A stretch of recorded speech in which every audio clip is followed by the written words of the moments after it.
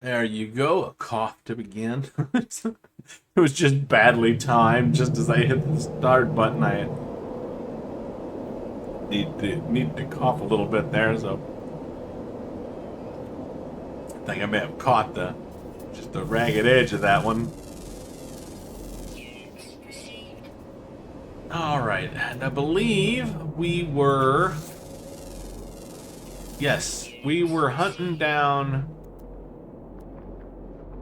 some pyrite and some emerald, and I was still taking any of either of those. That's where the last pyrite we got was. There's some more emerald right there.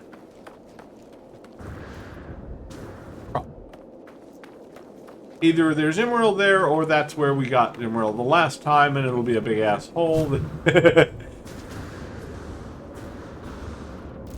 Which is possible. Like, I called the ship, and I'm pretty sure it was actually sitting right here at this thing. So yeah, because we busted the door open. So yeah, it's possible that's actually the big empty hole. Yes, it is. It is the big empty hole. Welcome to a big empty hole, everybody. All right, we need another source. Floating crystals. I wonder if it's a lot of people. We might as well go check it out. I don't think it is. It looks like one. I love some planets, man. It's like, oh, floating crystals. How many is it? And you get to it, and it's like, there's like 30 of them here. Okay, not 30, but I exaggerate slightly.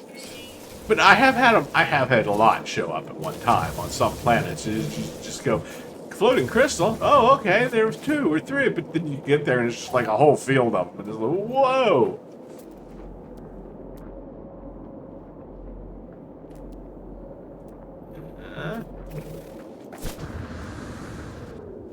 Alright, well, I guess we might as well go accept a couple of words.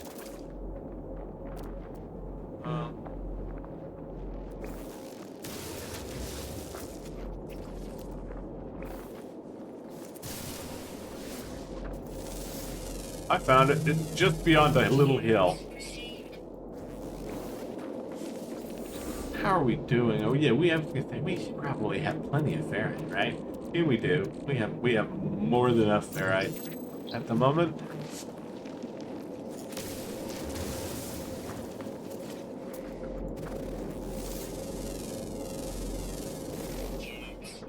I don't know about pure. Yeah, we could definitely use some pure and some magnetized. So nothing wrong with grabbing a few rocks.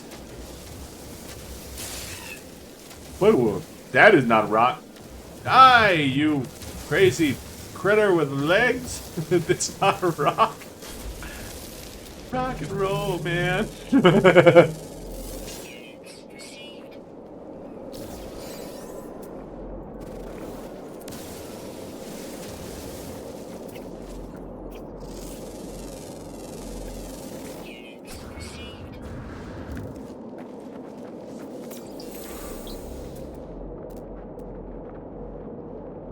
Silver? Alright, there's some.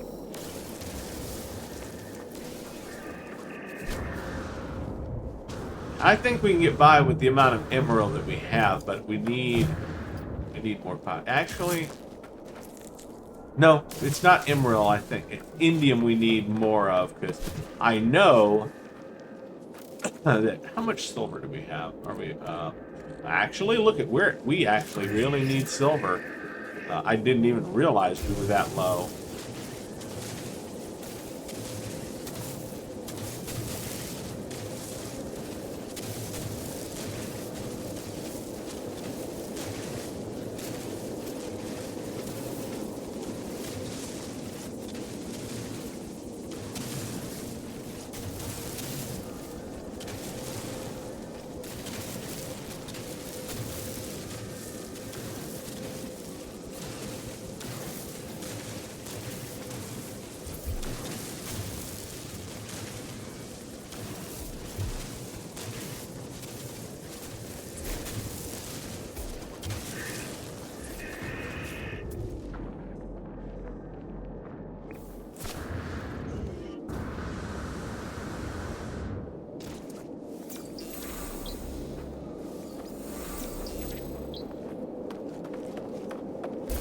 And now silver's a big deal for us because I like to use the freighter stuff a lot, and building rooms on the freighter, everything costs silver. Everything. Even a hallway. To build a hallway on the freighter costs like 60 silver. So you need shitloads of silver to do basically anything with your freighter base. Luckily, silver is exceedingly available. There's a plethora of it all over the damn place. You can get it from asteroids in large amounts. Copious, by the way, was the word I was actually looking for a moment ago, and yeah, the minute I actually tried to say the word, it completely fled my vocabulary for a few seconds until I had said something else and then was like, fine, you can have that word again. I'm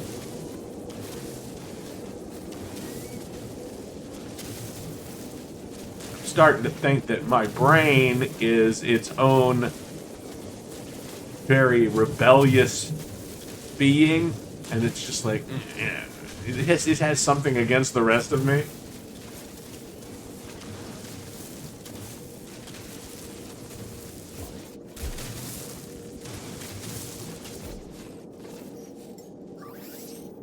He said playfully. I think you. I hope you guys understand that I'm not completely mad. I don't actually believe that. I'm just saying that in jest. In jest.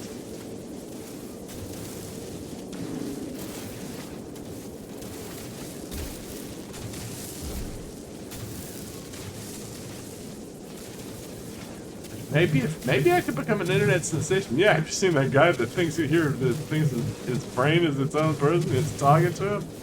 That's not it. We're not gonna go with that.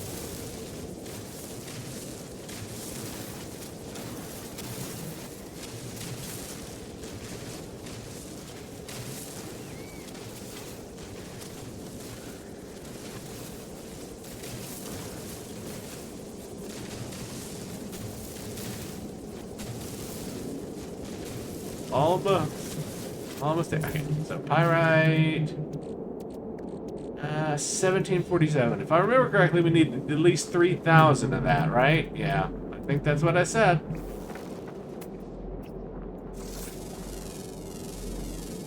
And that's just to be safe. I'm not positive that it's not like 75 units per plant, but it may be 100. I can't remember.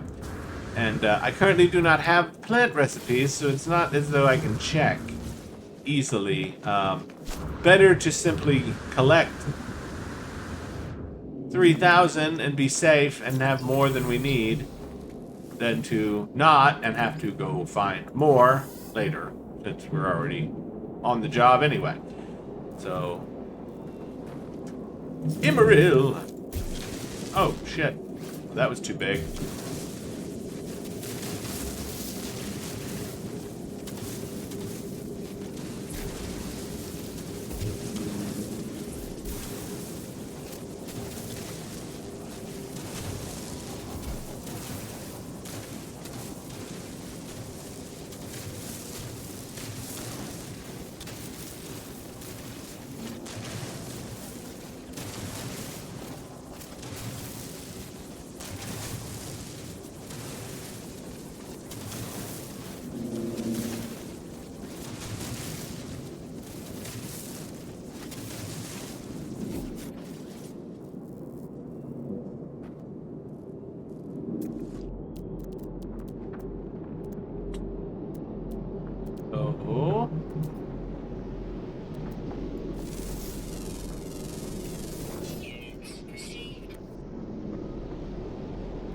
Let's ignore the big floating tentacle monster I just scanned. I don't know if those are supposed to be tentacles, but they certainly look like tentacles.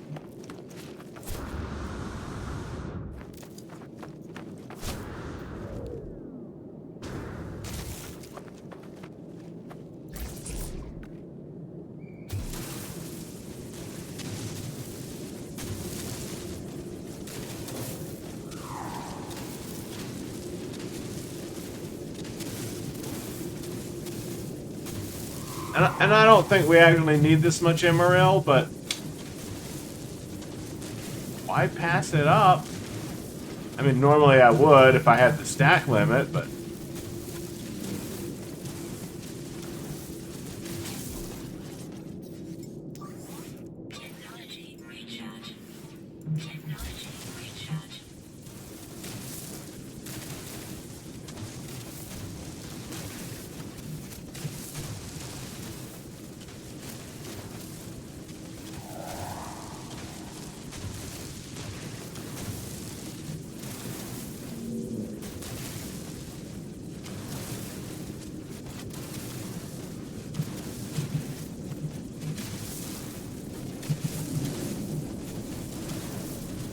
Yeah, and that's the sad part, that stuff like extra emerald, once you've done the few recipes that it takes and you've built them and everything, any extra that you have is basically just like a stockpile against nuclear winter.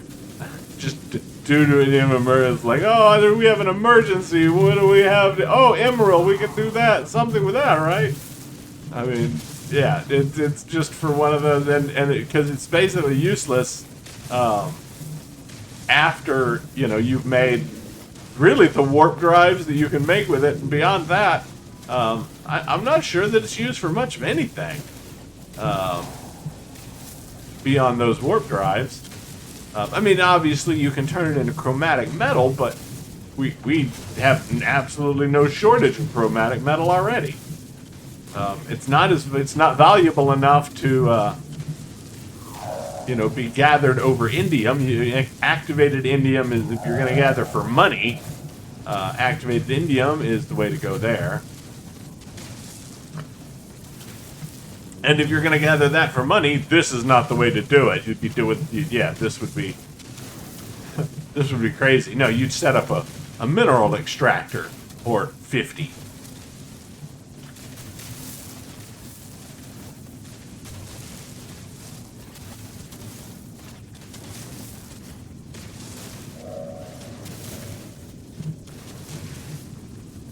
And now, of course, setting up that mineral extractor, you'd want a lot of chromatic metal. So, I don't know, maybe if you didn't already have like a copper mine set up that was providing you with tens of thousands of chromatic metal,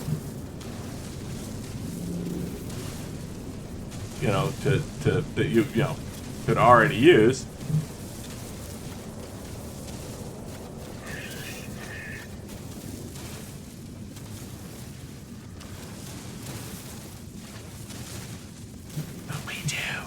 We already have that. We already have that set up. So, yeah,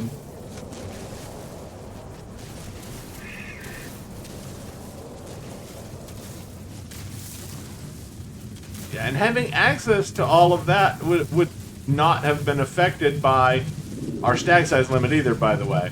Because, yeah, I kind of, after really thinking about it and everything, having any kind of farm like that, basically negates the entire stack size limit thing, because you just build a couple more storage containers so that you can hold, so that it can hold more, and then you just pull out what you need as you need it, one stack at a time. Do whatever you're going to do with it, and then you just basically, all your stacks are stored in mines, and you just set up a mine for all of the resources that you need all the time.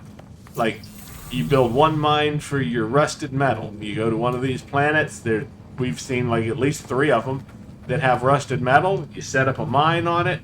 Even if you just put 1 or 2 extractors on there, you're only going to need to visit it every once in a while and pull out like 1,000 rusted metal to make 2,000, you know, ferrite, if you had your stack size limit, I mean. You know, and, you know, so, and it wouldn't take that much effort to do.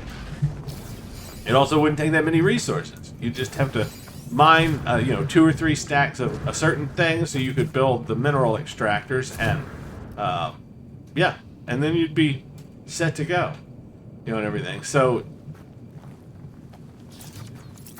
really, it's not significantly different than having the higher stack sizes. It's just again, a little bit less annoying.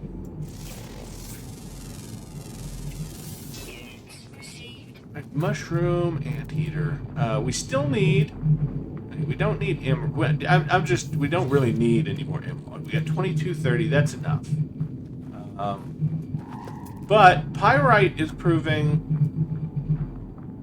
more, and yeah, that organic rock is like sulfurine or something. And while there might be something you can do with it, I don't know what it is.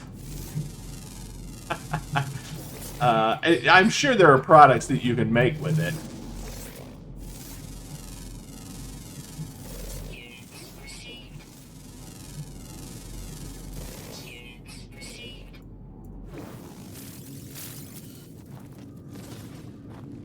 But whatever they are, I have never had the, and I don't want to say opportunity because there's been plenty of opportunity, but because otherwise I wouldn't even know that the organic rocks break down into that. Well, and it's possible the organic rocks break down into ammonia, or because there are a couple of kind of special, like there's one. There's a couple of special plant like types that you can get. And I can't remember which ones break down to what, but I think one breaks down into ammonia, one breaks down into sulfurine, and one into nitrogen?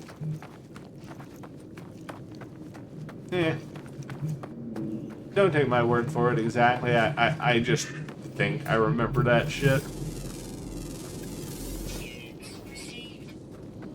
And like, you know, as usual, I could walk over there and be like, oh yeah, okay, now I remember, but is it really worth it for something I'm not going to use? No, it's not. I mean, not to me. If you're stupid interested, because I mentioned it, look it up. It's called an organic rock. I'm sure the internet would be happy to tell you exactly what can drop out of that particular kind of strange thing that you can find on a planet.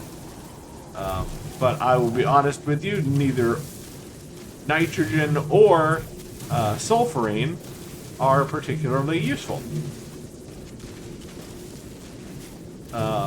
in the game. I mean, yes, there is stuff you can make with them. I'm not saying that that's not the case. It 100% is. You can make stuff with them and everything. It's just that unless you just happen to have some and the rest of the stuff that you can use to make something with and everything, it's kind of not like if you're thinking about going out, the stuff you can make with, like, there's more valuable stuff that's easier to come by. I think is what I'm trying to say without being rude about it. I don't know why I wouldn't just be rude. I'm rude about most things and everything. It's not like I'm going to hurt the feeling of the sulfurine by being like, it's worthless.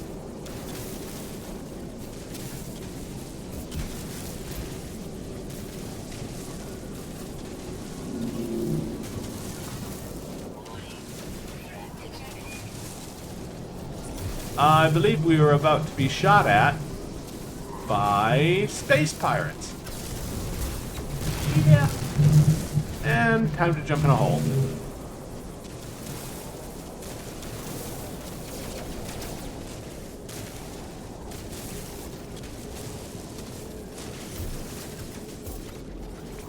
How are we? Shit, we're still not there. We need more.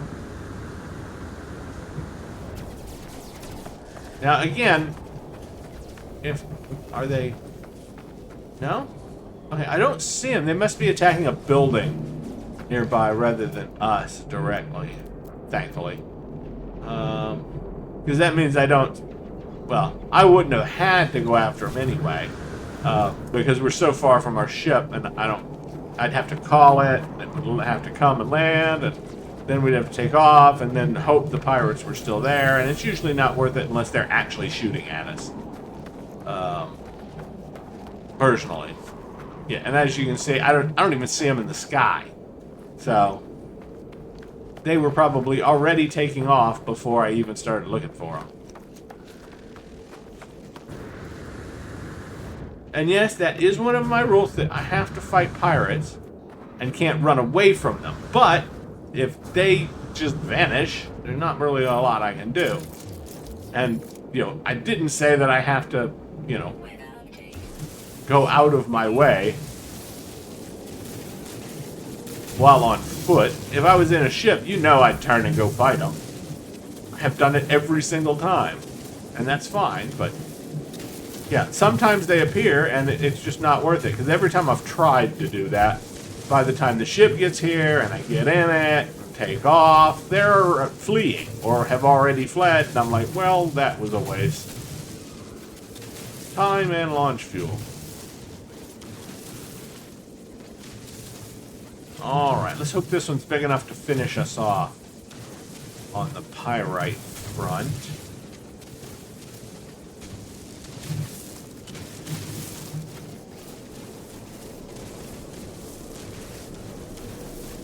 And yes, I'm aware we will also need dioxide, phosphorus, and what's the other one? We need pyrite, that's for the cactus.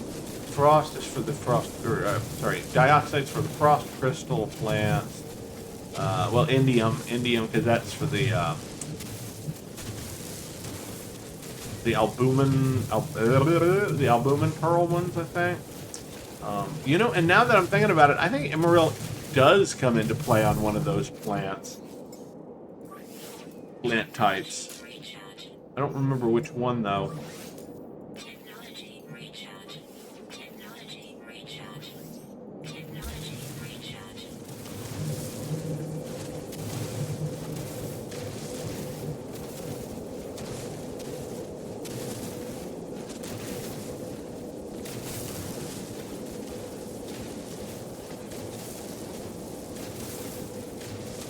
And I know we already have the location where we have an S-class electromagnetic thing at one of the at one of our sites, one of our dissonant campsites. I just don't remember which one it is. I think it's like the second one.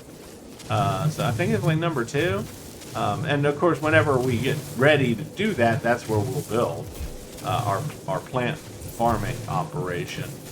I was going to do it at Homefront originally, but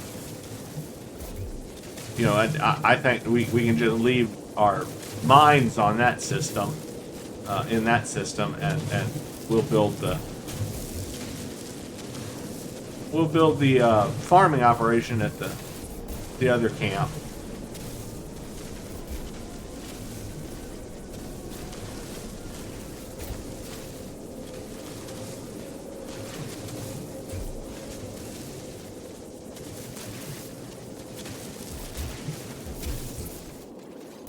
Okay.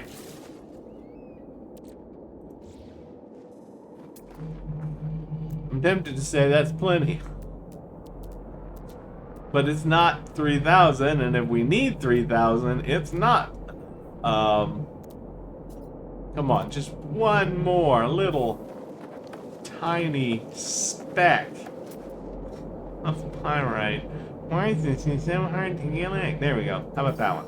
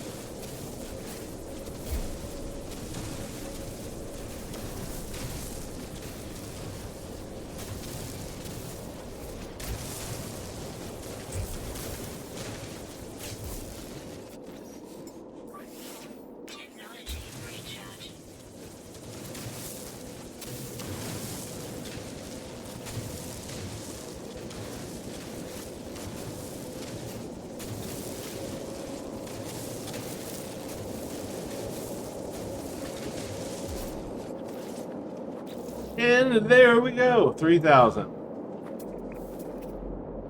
And there was a little more over here. I don't know what you're talking about. We don't have quite enough yet.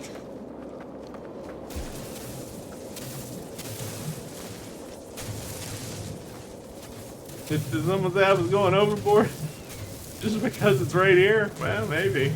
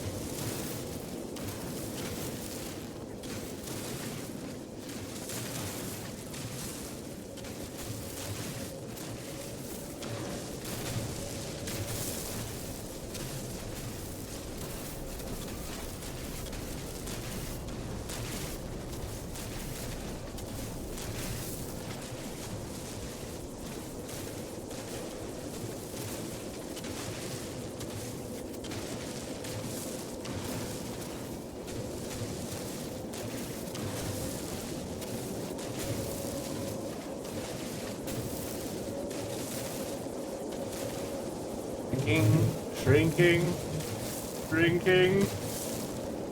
enhance, enhance, sorry.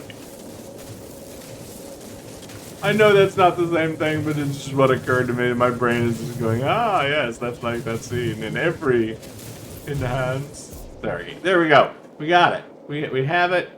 How far are we from? We're 8 minutes from our ship. I'm sorry, but that's not going to work for me. Now we will call the ship. We'll clear that out of the way. Oh yeah. Hello, stars. I'm calling it stars. To shorten the name. This is our ship, Stars.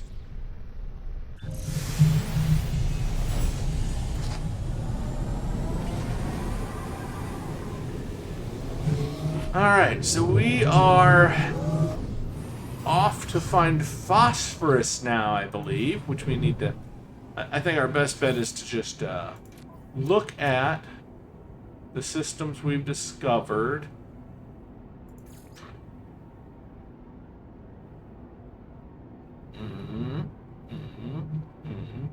There we go. Yeah, and we can go there because we do have a base built. So, Dissonant Camp 7.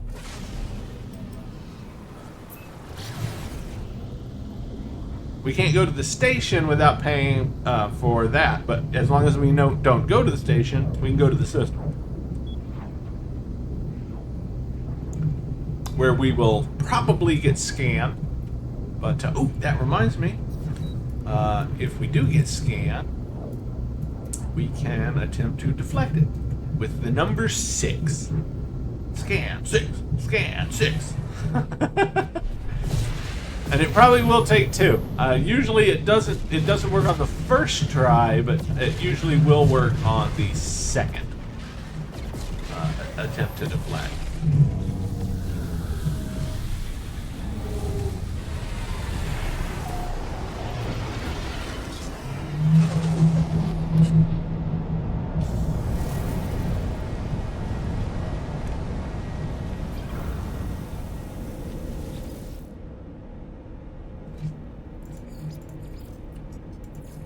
Your bases. I said 7 and 8, I believe.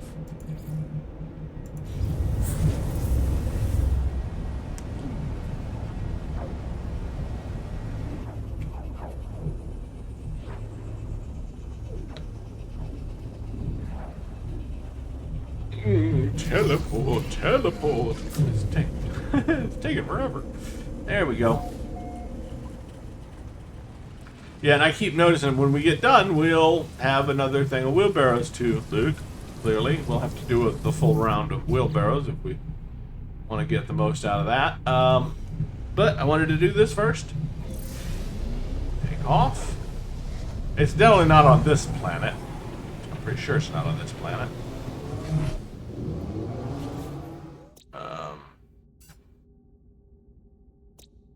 Yeah, it's not that planet. We need Hutava. Hutava.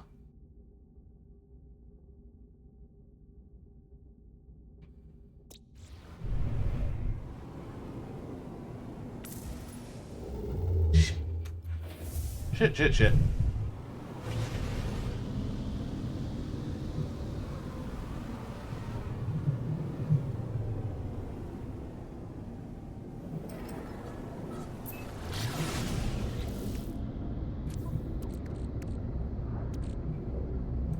I'm gonna need tritium. I just realized that. Probably need to get some more for our ship. Before we run out would probably be a good idea. But we are doing really well on that. Oh yeah, and it will recharge now because of the... So, yeah, we're probably fine on that, even if we don't get tritium right away. I mean, with the 903 we have, we should be okay, is what I'm saying. And that's that one.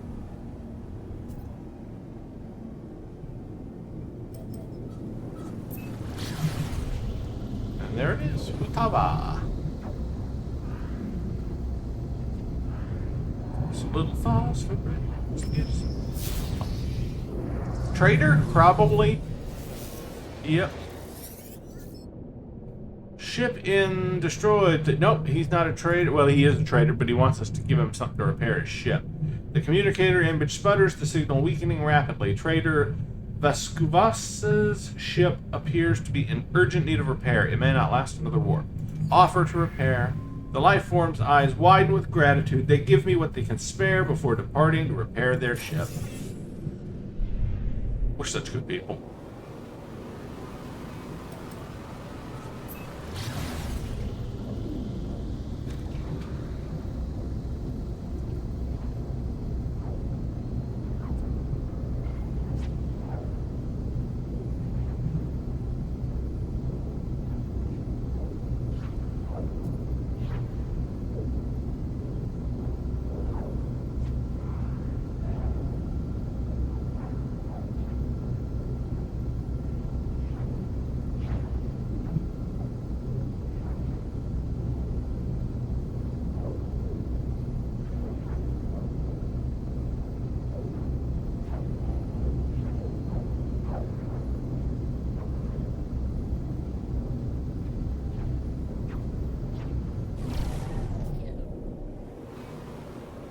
Well, now I guess now's the time, right?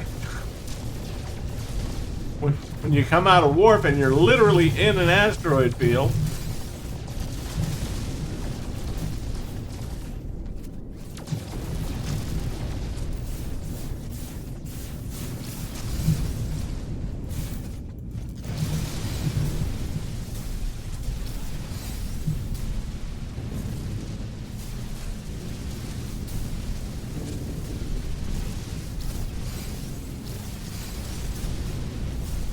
Let's see, I bet I can demonstrate a bug for you.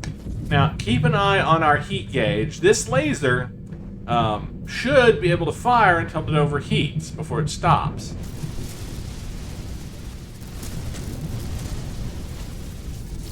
And right now, clearly it does. So, there we go. I guess this ship doesn't do it. Some of the ships, however, they will stop firing before the laser. Well, it may be because I don't have any upgrades to it. It may be getting to the overheat stage because it's overheating fast enough that it doesn't get to where the bug works. Oh,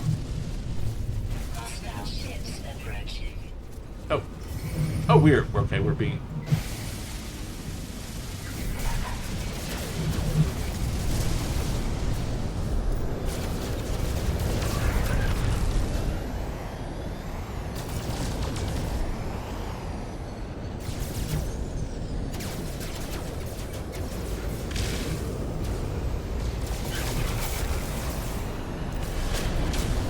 see how little that did when we hit him with the missiles with his shields up? And it did half his health when we hit him with the... And of course, we couldn't hit him with the laser when the shield...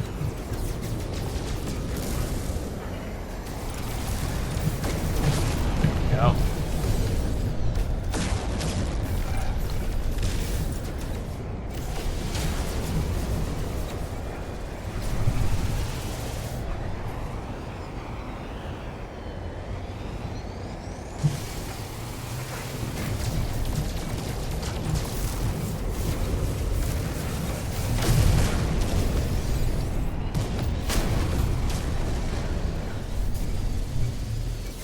See why the shields are up. Of course, it doesn't seem to be doing an awful lot of damage, though, does it?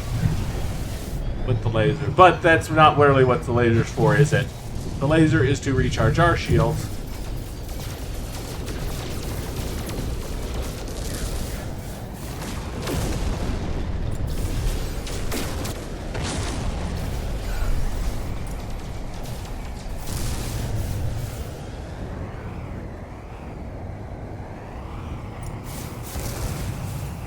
That one has a nice profile.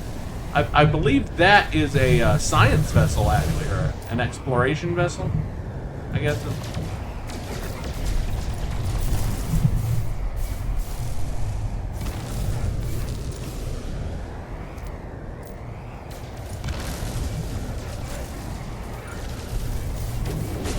Ooh!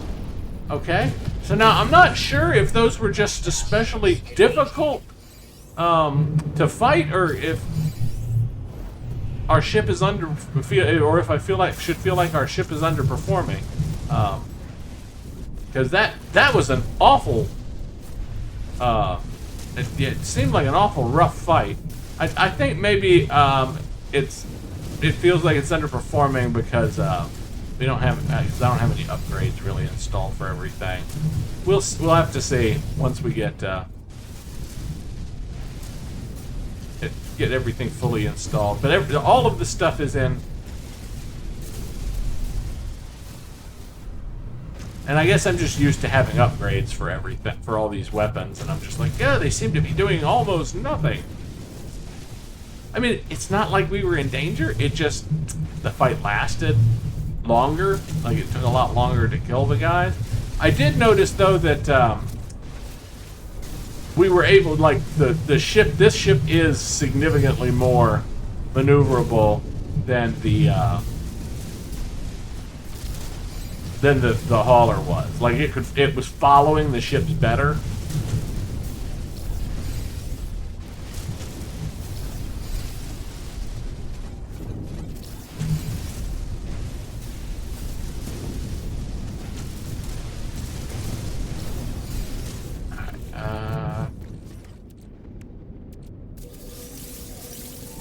Okay, I feel good about that. I feel good about how much tritium.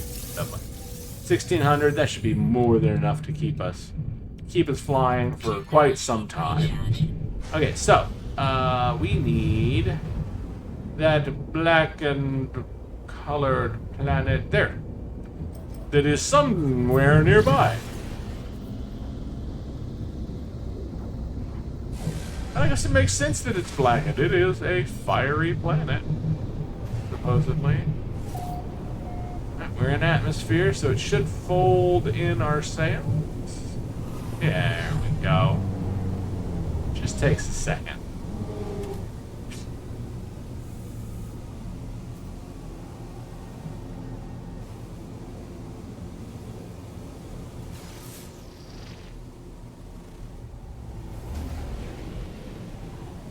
I'm not going to search for too especially long, or whatever. We've got shitloads of uranium, so I'm not entirely worried about our landing fuel issue.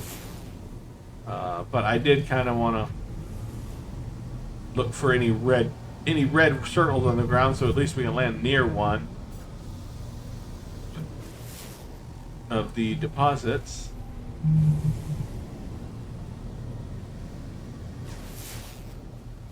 And currently I'm not seeing any. deposits on the ground at all.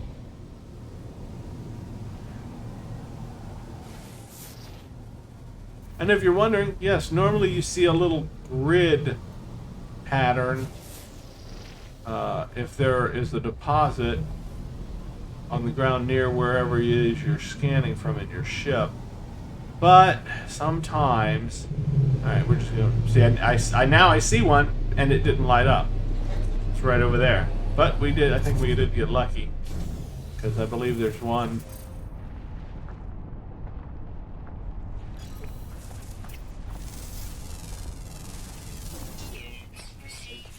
Yep, right there where I thought it was, and now it lit up.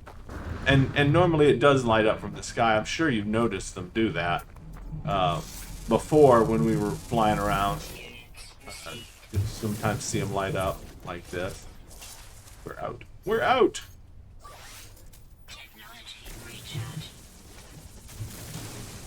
We need power!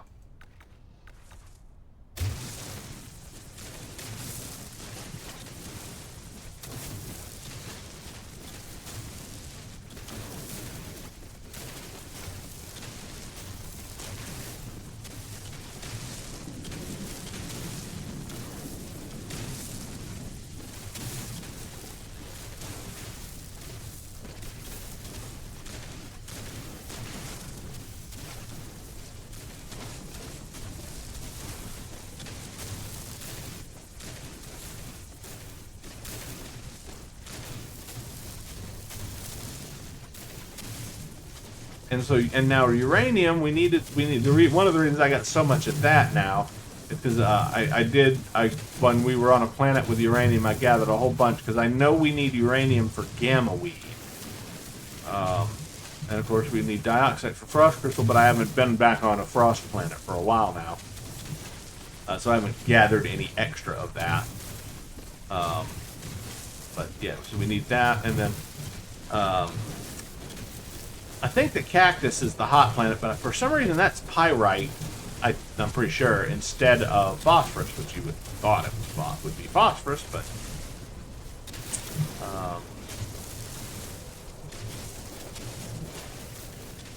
yeah, it's not.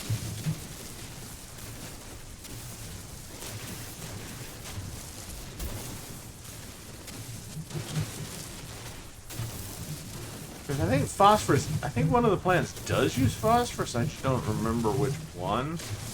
And of course we can probably find out by putting phosphorus and oxygen, because it turns out that any of the plant materials and oxygen in a refiner will make that plant, which I didn't know. And I just kind of stumbled upon that because I was wondering if it would, if anything else would just get multiplied when combined with oxygen.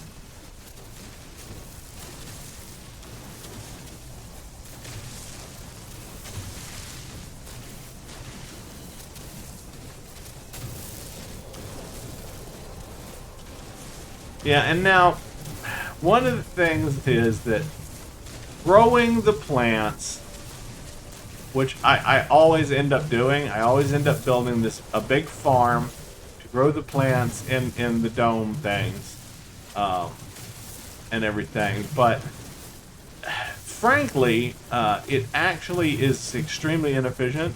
It's because you could just build a base on the home type planet and collect a whole bunch of the plants and just plant them in a giant field around the base, in the ground.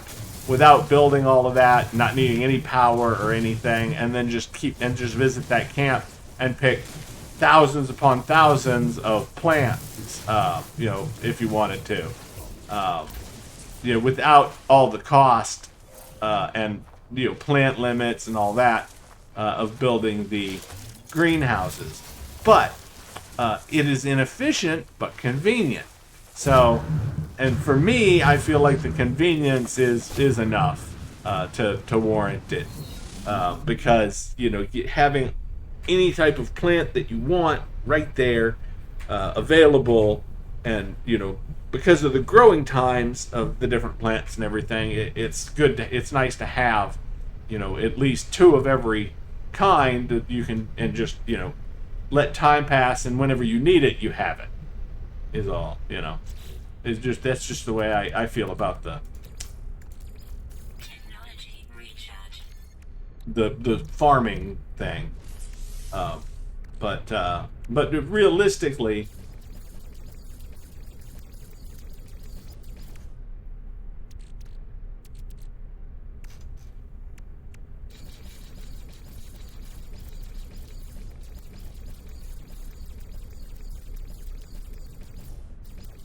sorry, I decided to make an extra 50 of them because we had plenty of cobalt and ferrite. So, but realistically, so the plants and everything, you really don't need most of them most of the time anymore. Like you used to want to farm all kinds of them, just thousands and thousands, because you'd use them to make advanced materials that sold for a lot, and that's really was a great way to make money. But they changed.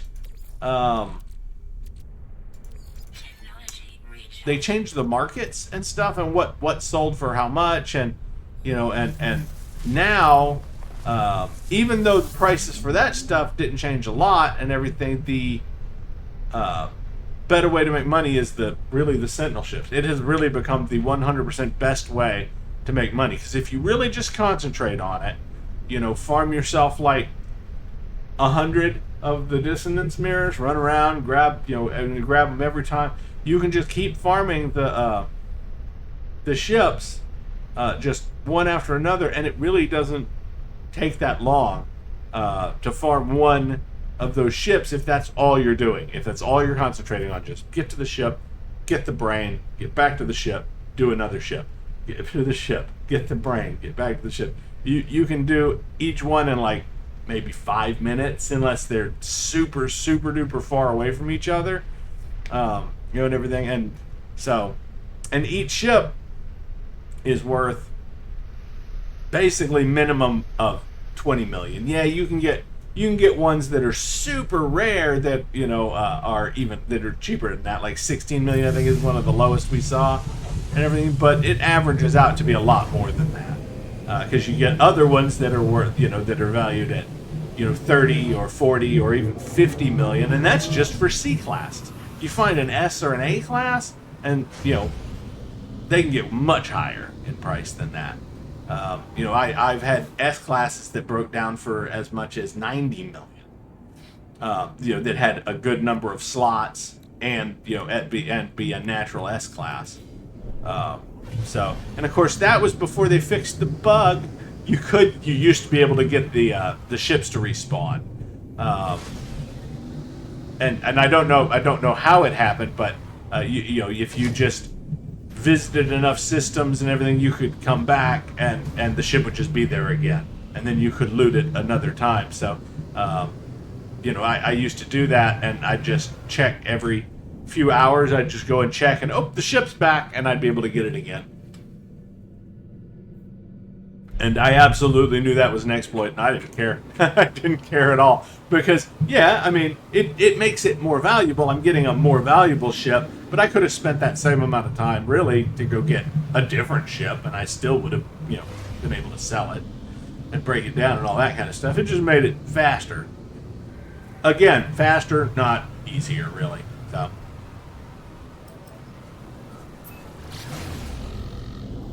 Oh, there it is, 6. He wouldn't have been able to scan us anyway. Not really. We are not allowed to go to that space station, which is probably why it was just scanning us, because we were like, he's on his way to us.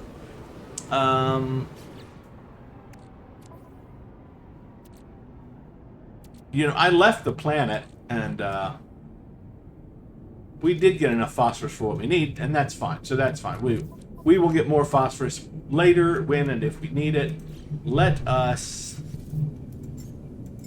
us call the Hand of Midas, or whatever the fuck we named this freighter. Touched by Midas. I don't know. Now I like the Hand of Midas better, to be honest with you. It's not like weird. The Hand of Midas. There we go. That's better.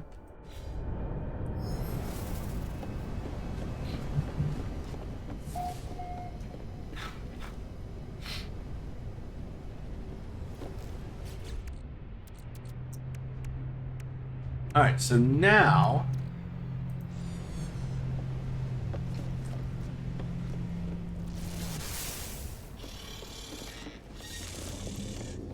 I believe it's just about time. Let's just do starship. Yeah, I'm putting parts into the starship and the other stuff.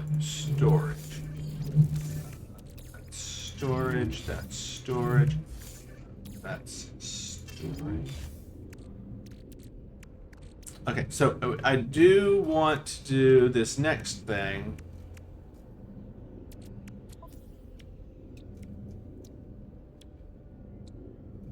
Yeah, see, and I haven't refilled that, but it's slowly refilling itself as time goes by because of the launch auto charger. See, it's up to 66. So yeah, by the time I have finished all my crap that I'm doing, you know, it will have all our launch fuel back again, which is why now I'm not nearly so worried about the launch fuel as I have been in the past. Because basically, unless we're farming Sentinel ships where we're taking off and landing and taking off and landing and taking off and landing, we will not run into the same problem there as we had been where we were running out of launch fuel every 5 seconds before. Okay, so we got that, and this was all good.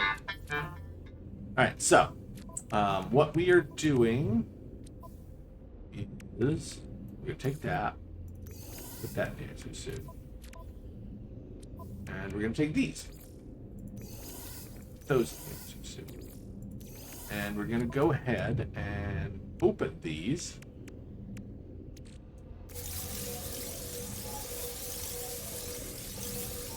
And that would normally be 4 stacks. Even with the stack restrictions, these stacked to 50. And so we had about 200, so it'd be about, well, it'd be 4 stacks and a couple of that. So really not anywhere near our limits as far as that goes.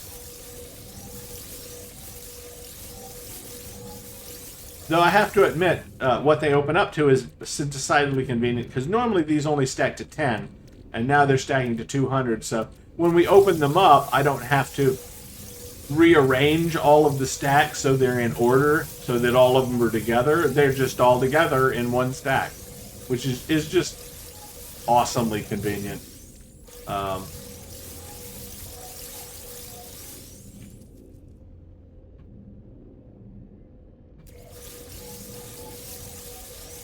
It does take a while to open them all, though. Still got room. I'm trying not to overflow our inventory here. All right, let's just go ahead and open some of these to deal with that. Open.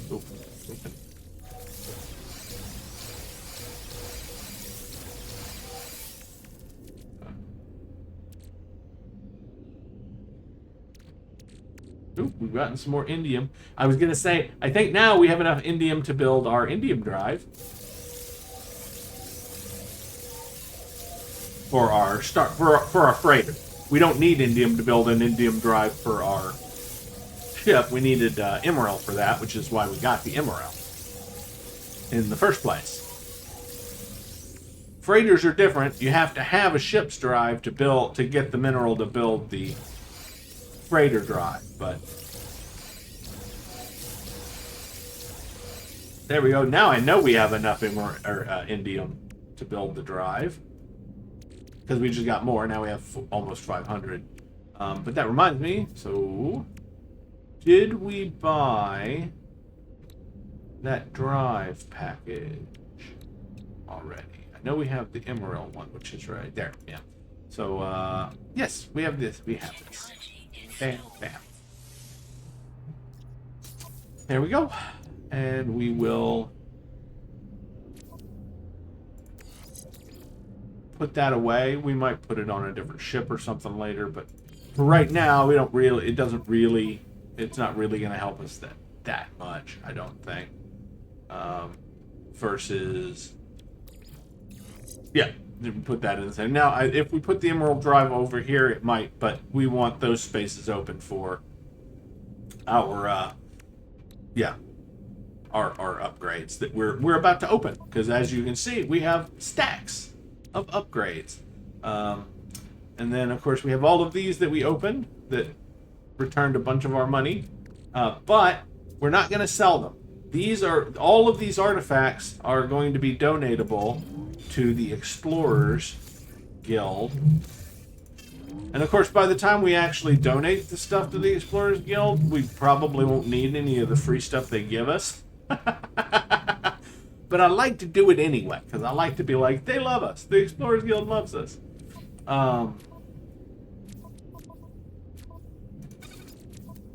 Yeah. And then go ahead and open these as well. We have combated many sentinels now. We have a bunch of glass. Put all of that goes to the ship. Ooh. Oh, suspicious goods. I forgot. That's a different one. We do want to. Oh no, that's damn. I'm forgetting and putting the wrong thing in the wrong place. Okay, that storage. That storage. That storage. That storage.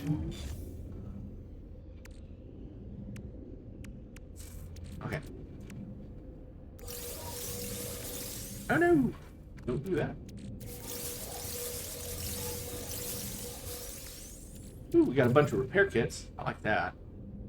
Those go into storage. We got hex cores. I am not sure what those are for. Contained reality glitches. Okay. They're not really worth anything, but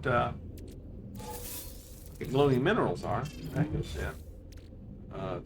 Most of this stuff's going to just be trade goods, I think. But, oh well, we got some storm crystals. I mean, those are valuable.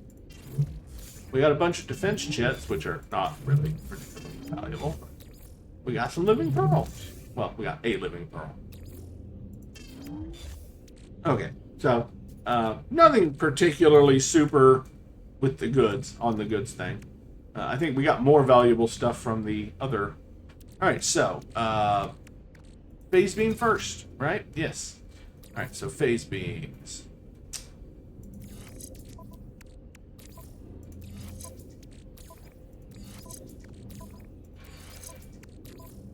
Alright.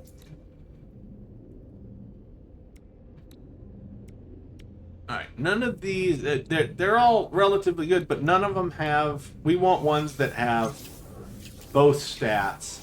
Heat dispersion and damage. If it doesn't have two stats, you might as well just ignore it.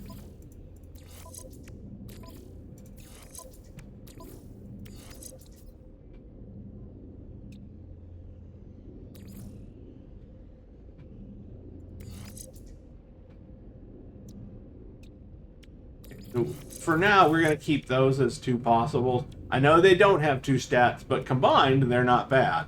They're better than that. These are so lackluster, they're not worth anything.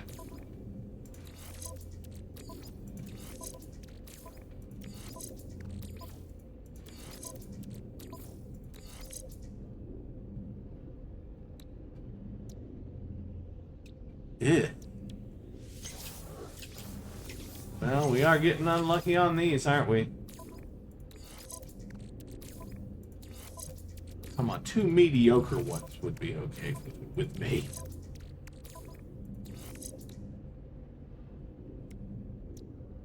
There's a mediocre one, that'll do. That 94 is at least better than the other heat dispersion one.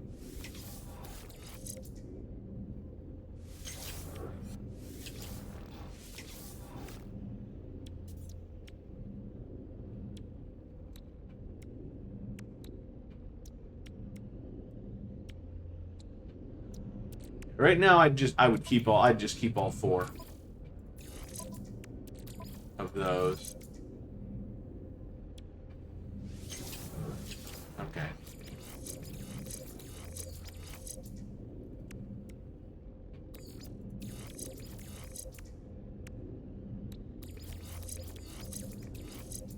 Yeah, and we won't be able to use the damage thing, I don't think, for this, because even with all of that, it's not going to be our highest damage potential stuff item, so it won't change the damage potential. Whatever ends up being your highest damage potential is what will change that number up there. So yeah, so now that we moved it out and over here, I guess this is our current highest damage item. But that's going to change as soon as we install this, I would imagine. Maybe not. No, it still says this is the highest damage. Nah, look, 18,302 DPS, 3,192 DPS. No, our highest damage is definitely the Infernite accelerator. All right, and we're going to put cannon count right there. We want 4 cannons if we can get them for sure, which we can. So, we're gonna. Alright, so there we go. Look, Infernite. Perfect. And, oh, I forgot. Okay, so this is what I do for right now, because we need the slots to be able to look at the other stuff. We will reinstall that once we have gone through all of these upgrades. Which we just need the slots because we need someplace to install them that's not a supercharged slot, so we can see what their base damage and stuff is. Now these, I was gonna say, I believe you can get 3 stats on each one of these, and that one's very lackluster, except for the damage number. We are gonna keep that one. Yeah, and this one's damage number is very lackluster, but its fire rates, well, it's not good. But, I mean, it's, right now, it's one of the best 3. As is that one, so. These two are so lackluster they're not worth even keeping an eye on. Yeah, and look, we're gonna have cadmium coming out of our ears. Because, yeah, when you take some of these apart, you get cadmium. I think it's these. I think you get, yeah, these break down into lots of silver and cadmium.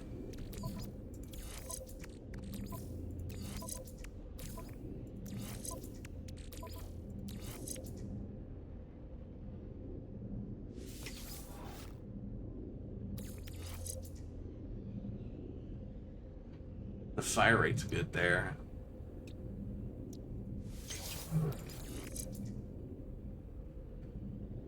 The damage is, oh, that's a really good one. Much better than that one. And it's definitely better than that one. There we go. And yeah, and right now I'm not gonna go farm anymore. We're picking the best of what we get from what we already have. And those will be the ones we'll be using for now. Ooh, that's a good one.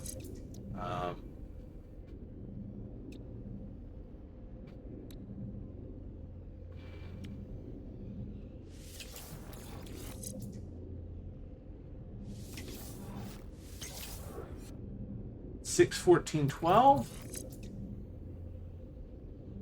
6, 15, 5. But the damage is 6. Heat dispersion. Fire rate's 14. So that one's too good.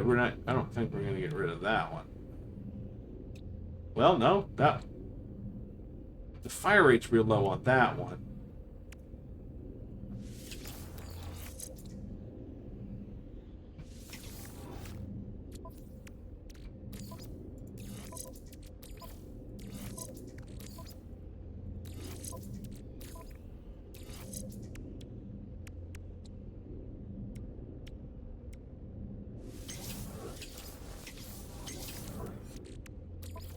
Hope one of these 4 is good because I really want 4 of these.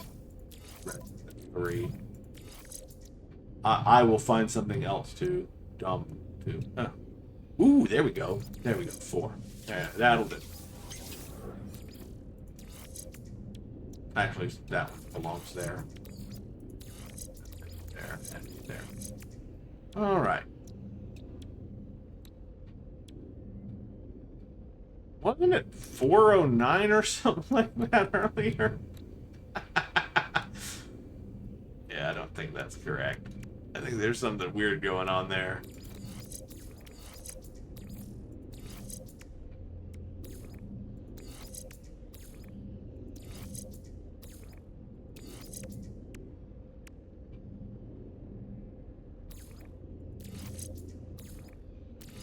I don't know. Yeah, it's weird.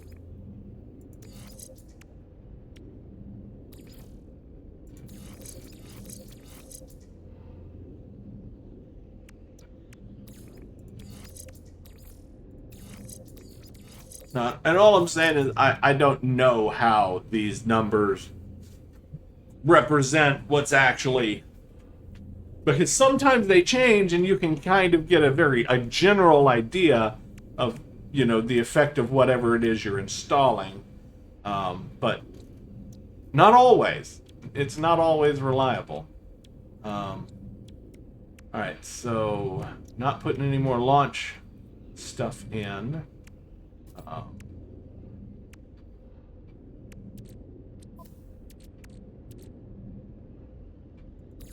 I don't use the cyclotron. Don't use the blaze javelin. We'll be selling those.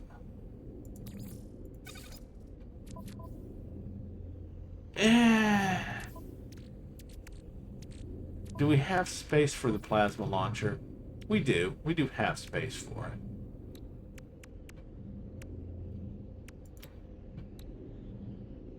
Need an amino chamber.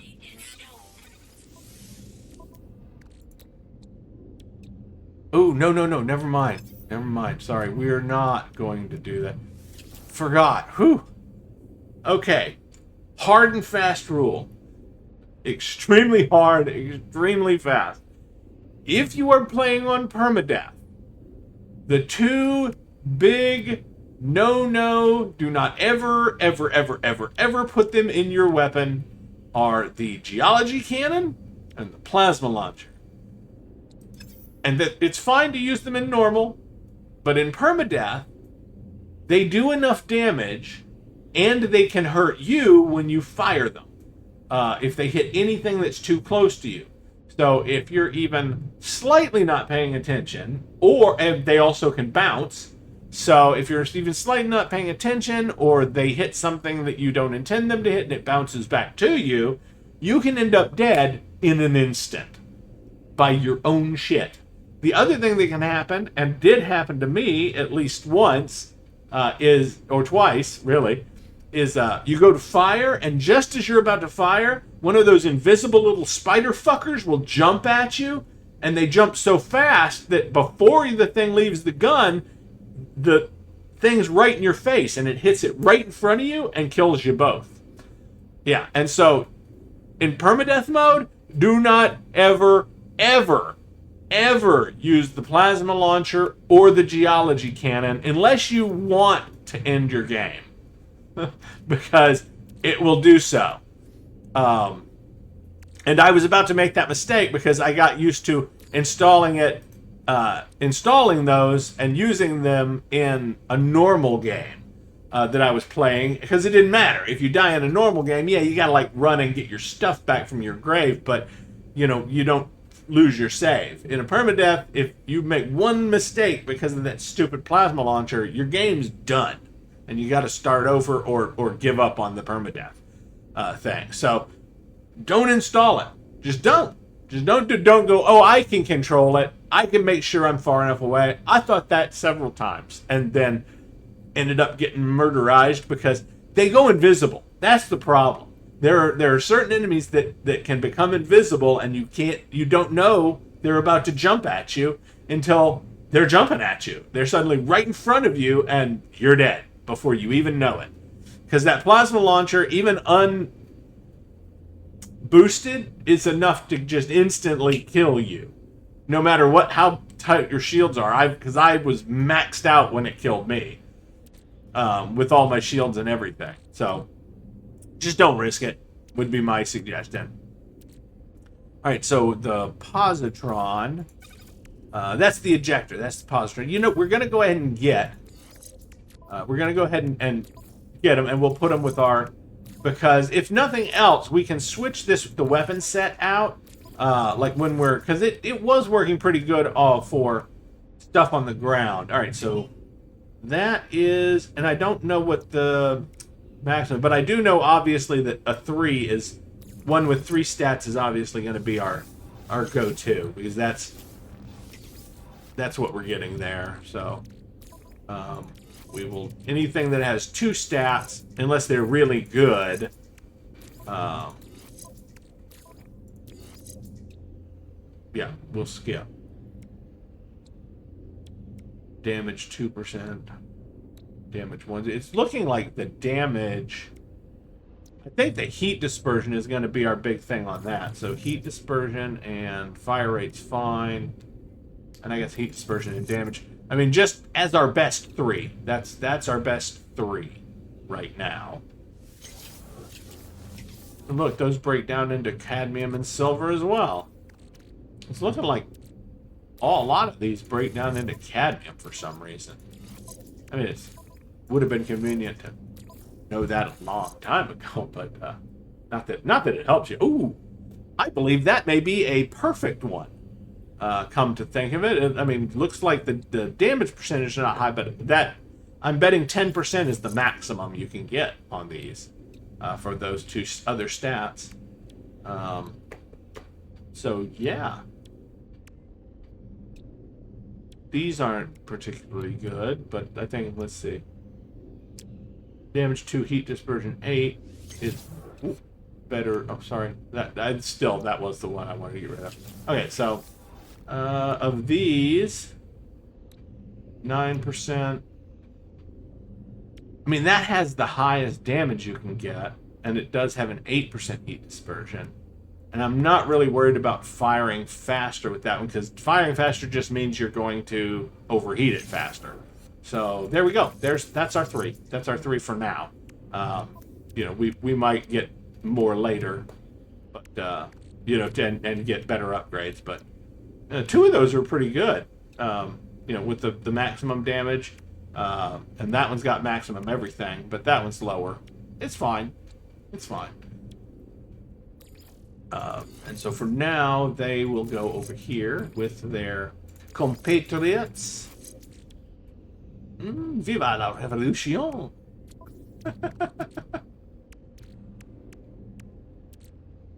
Now this, we definitely want these. We definitely want to pop these open. Oh, this is my favorite fucking weapon.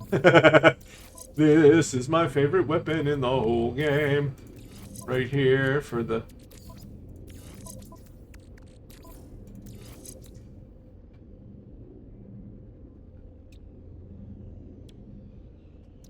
I was just say these should have 4 stats. It's good. Those are both pretty good.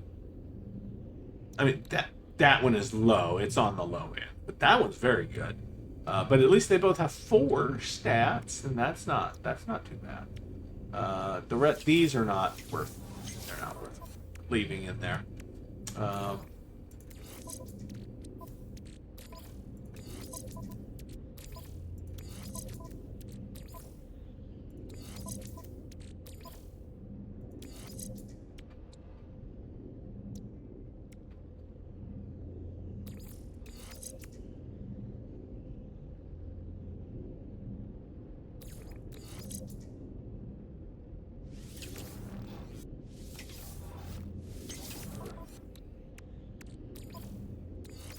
Yeah, and even if I'm playing where you can overcharge, this is what I do anyway. I pull out all the ones that at least have all the stats that I want. And then I start eliminating based on which is higher. Like this is super low. 4 damage, percent damage is lower than any of these other ones, I think. Yeah, so that's our lowest with 7. And with these, damage is what I'm looking at most directly. So 4%, but charging speed's also important.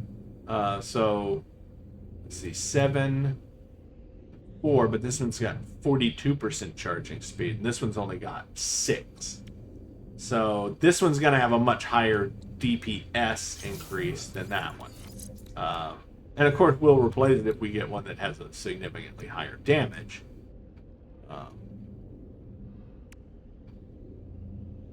But see, that one's got a slightly higher damage, but not the charging speed. So right now,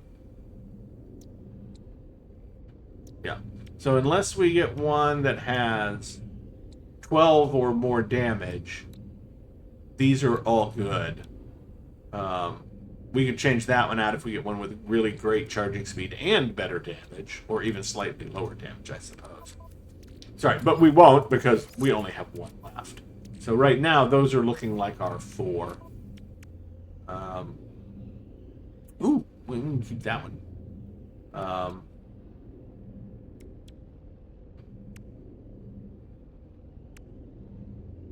Yeah, instead of this one.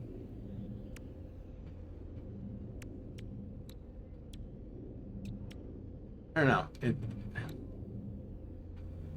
How important is that charging speed?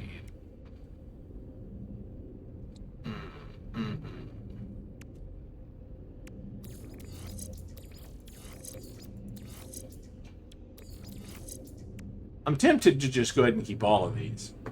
I think I'm gonna. I know that's overcharging by a lot, but I'm not. That's the only weapon I'm putting on this thing. I'm not putting a blaze javelin on it. I'm not putting a bolt caster on it. This is my secondary weapon.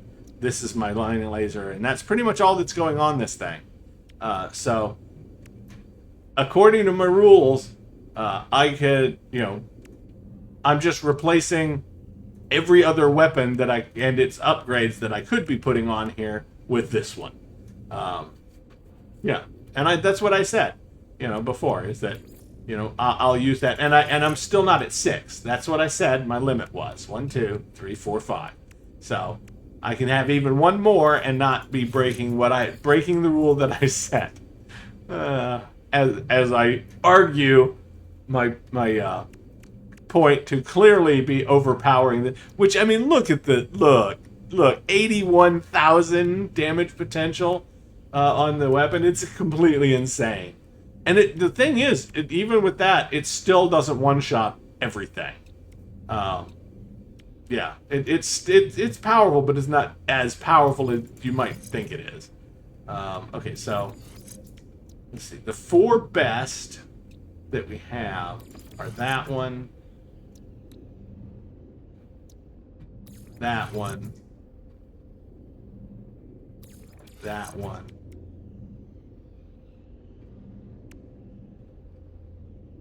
and that one.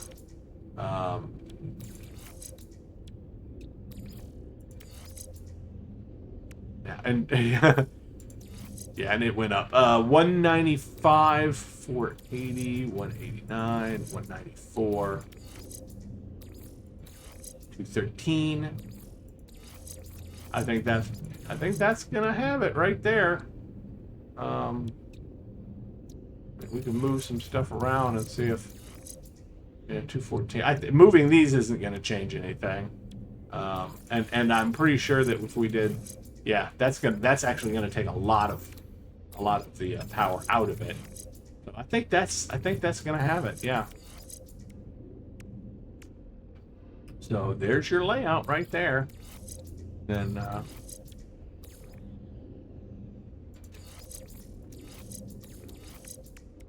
wait.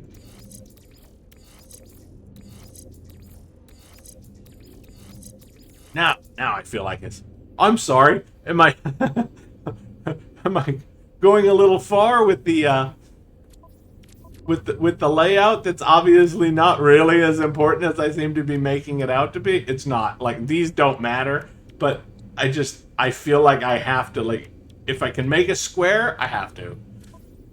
It just looks better. I feel better about it. Don't judge me. And I do like the scatter blaster, but since I got the neutron, really the neutron cannon is like an energy scatter blaster sort of deal. So, and I just, yeah, I like it better. Also, doesn't take ammo. You just recharge it with carbon. It takes a lot of carbon, but carbon's so cheap to get. Now, here's the thing. These Sentinel weapon shards, it is questioned, and now I've done some tests of my own, and I'm going to tell you what my results were based on observations. Now, I didn't have a program checking me, and you got to remember that when you shoot these weapons and everything, the actual damage that you're getting as a number that comes up it's not random. I'm not saying that, but you don't always get a reliable, like, you just got to fire a lot and see what the numbers come out as sort of an average. And so that's what I did. I fired basically 10 times at objects that were the same, and exactly the same. What I did is I loaded the thing up, saved the game, picked an object and fired at it 10 times, recorded the damage that the weapon did. Then I installed the Sentinel shard things, which should, given what their effects are, they should increase the speed and... actually, we've got some, so hold on, let me... Yeah, in our Fishmaster. Yeah, so we have them installed here. Yeah, so the damage, reload time, and fire rate. They should increase. So, you know, if you have these installed, and the question is, do they affect anything except the bolt caster? And I've read people that gave their opinion and have said both. Yes, they do, and no, they don't. So here's my opinion: they don't. And this is based on, as scientific as I could make it, tests. I did this with both the bolt caster and 3 other weapons. I used the scatter blaster, I used the neutron cannon, and I used the blaze javelin. All 3 as... Well, in addition to the bolt caster. I also did it with the bolt caster. But I tested it, and I put just one weapon plus these into the gun that I was testing, and then, you know, fired each thing, got an average damage for hitting the same object. Then I load a different weapon in, do the same thing, take the average. And when I got done, the only thing that it had an improved damage ratio against the objects was the bolt caster, with only these installed as boosting it. So the only thing that these, for some reason, the only thing that these affect, well, and you should know because putting them alongside the bolt caster makes them glow. So these only affect the bolt caster. That's what I say. If they affect anything else, I could not determine it based on what obviously was a fairly complex test that I performed. And don't ask me why I did it. I was trying to look it up, and I read both, and I was like, and I believed them that, oh yeah, it would. But then I had them in there, and I ran out of space in my multi-tool, and I said, well, I'm going to take the bolt caster out, but I left those in. And I was like, oh, well, because, you know, this is going to be... But then I wanted space in my multi-tool for something else, so I took some of them out, and I was like, but I'm not noticing that the damage or anything has gone down with my neutron cannon. And so I took all of them out, and I still didn't notice anything, and I thought, I'm going to test this, because I really want to know if they're actually doing anything for anything but the bolt caster. Turns out, according to my tests, they do not help anything but the bolt caster. Which is terrible, because, I mean, they are good if you're using the bolt caster. Obviously, they are good. They're as good as, really, the bolt caster modules. These dudes... in their own way, they have one less stat, but since they are additional, they don't overload. These. So you can have you can have 3 of these. Sorry, you can have 3 of these and 3 of these normally. And as you can see, I've actually got 5 of these and 3 of these because I don't have any other weapons but the bolt caster, and I don't really use this multi-tool for anything unless I'm fishing. So if I'm fishing, that's when I have this out. And if I get attacked, that's the only time I'll be using that multi-tool weapon, is if I'm fishing and I need to kill something that's trying to attack me while I'm using my fishing pole. So that's it. So I don't feel bad about overcharging that one in any way. So there we go. Yeah. I'm sorry. I'm prattling. This is hopefully this is what you're watching for. You just enjoy hearing me bullshit all the time and give my extremely uninformed and obviously non-scientific opinions. If you know anything about science, you know my tests were absolutely basically bullshit. Yeah, I mean, I did them, but I mean, if you were doing a real scientific test, you'd do thousands of shots and you'd have an average based on thousands of, damage readings, and you wouldn't be doing it by eye, going, shoot, write down the number, shoot, write down you'd have a program running in the background that was like, you fired 376 times and the average damage was this on this target, everything. Yeah. But I'm not going to write a program for all that. I'm just going to bullshit my way through and go, this is what I believe because I am man. Oh, Lord. So, the next thing we're going to look at is these guys, which are, they're the same as these, but we want good ones, and I'm not sure how good these are. They're not terrible. We need to move that one so we know what it is without the boost. Okay, so, like, this one is not good. In fact, this one's better right off the bat. Okay, the only thing with this one is if we get one that has sprint distance, we'll take it while we don't, but sprint distance is not our friend on these. In fact, neither is core health. And the reason for that is if you have 3 of the shields with 33% core health, which always have 33% core health. The shields do, even the X ones, they always have 33% core health if I'm not mistaken. I could be. The S ones definitely always have 33. But if they have core health, it's 33%, if I remember.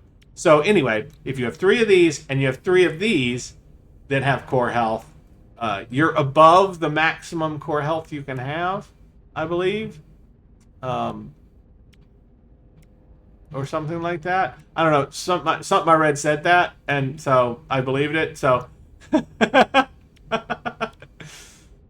think my point here is that the core health, it's fine, but because you get core health with all of these that you get, you don't really it's not your primary concern here. If you get one that doesn't have core health, but all the other stats are really good, then you should take the one without core health over the one with core health.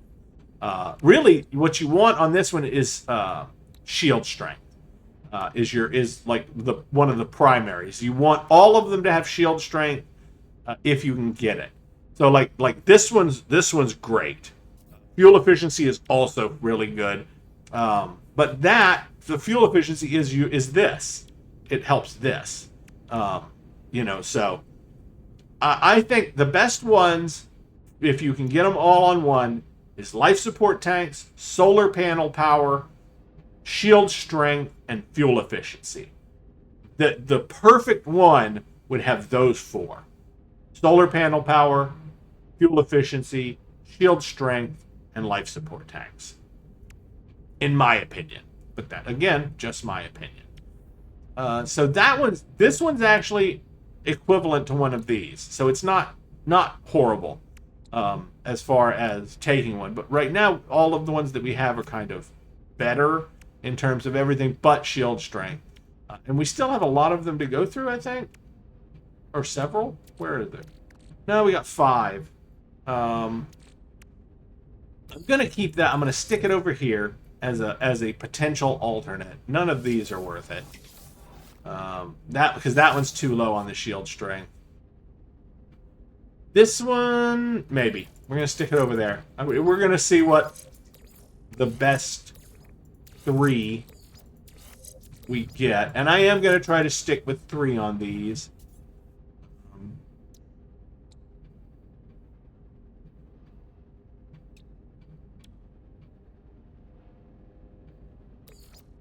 Is good. Sprint distance, though. Okay, so. Alright. So let's see. This one and this one. Comparatively. Fuel efficiency 7.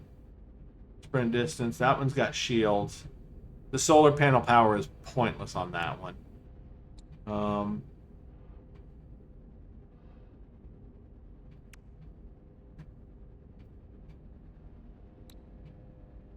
I really want to keep 4 right now, but I don't know. And what I'm going to do is I am going to keep 4. But if we get a good one of these, I'll just replace that one with it. Because the only reason I'm keeping this one is because it's got shield strength that I'm not getting from these right now. Because it's got better shield strength than either one of those, and I don't have a third one yet. So I'm replacing the third one with that one until I get something better. And we should have some in here. Yeah, right there. So, and I will not be opening up the Sentinel weapon shards because, like I said, we already have some here and we don't need any more really in there. And those are good. I mean, they're not the best, but they're good. Yeah, 2%, 1%, 1%, and that's about what you can expect from most of those. So I would rather sell these and get the nanites out of them. I don't use the pulse spitter. Not because it's not a good weapon. I don't use it because it's hard to control. It fires really fast, but because it fires fast, it's got a lot of kickback, and it doesn't have any. Well, like you see, damage output, reload times, clip size, and firing rate are what you get out of those. Potentially out of those, you notice none of those say recoil reduction. That's the issue. It's hard to control the fire, and it uses ammo, which the faster it fires, the faster it goes through. So, yeah, if you miss half your shots, you're just using up a shitload of ammo for nothing. Which I do. I admittedly, I do. I tend to miss a lot with it. I'm not using the photon cannon for our ship, or any ship, if I can avoid it. So we're not going to open those. We're just going to sell them. Geology cannon, that's in the same realm as the plasma launcher, so we're selling that. We don't need the bolt caster. Well,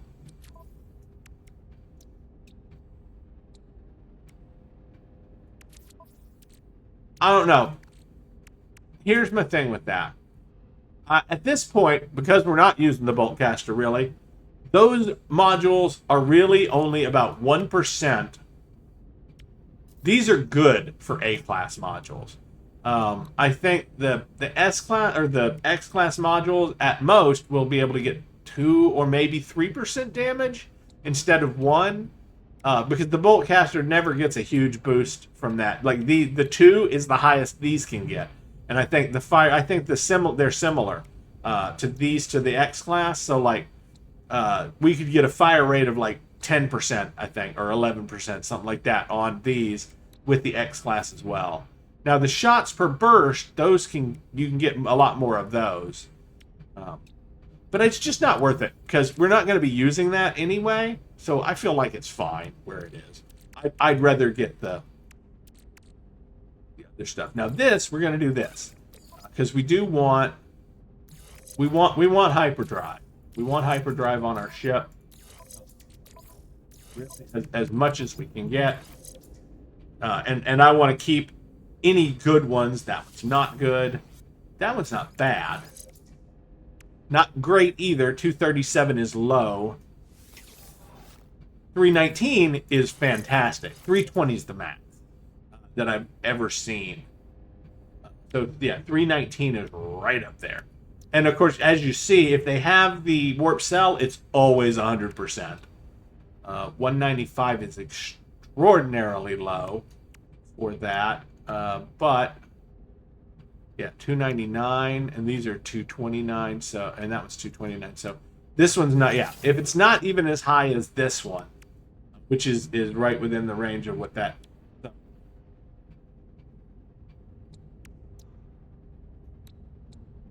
This one's higher, so we're going to keep that one for now. We're going to open the rest of them too. Hopefully we'll get all. Hopefully we'll get all 319s.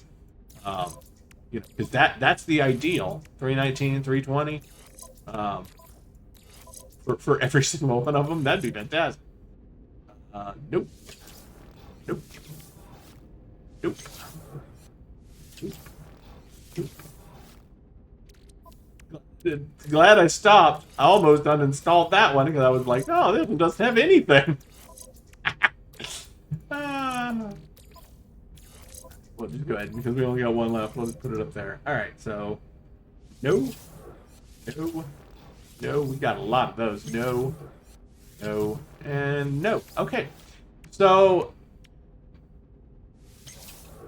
there we go. Boom and boom. Let's see. I think.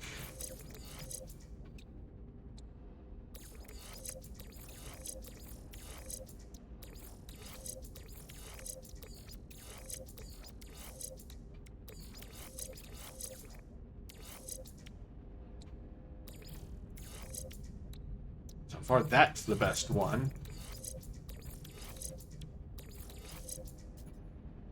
Okay, so it looks like.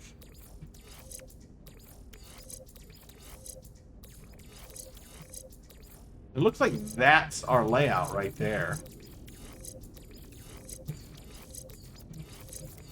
Yeah, 20, like right there. That's our layout. That's our best hyperdrive range from what we've got. Which is not the layout I would have expected, to be honest with you. Like I would have thought that would. Oh, it does. Yeah, never mind. It gives us the same thing if I switch those two.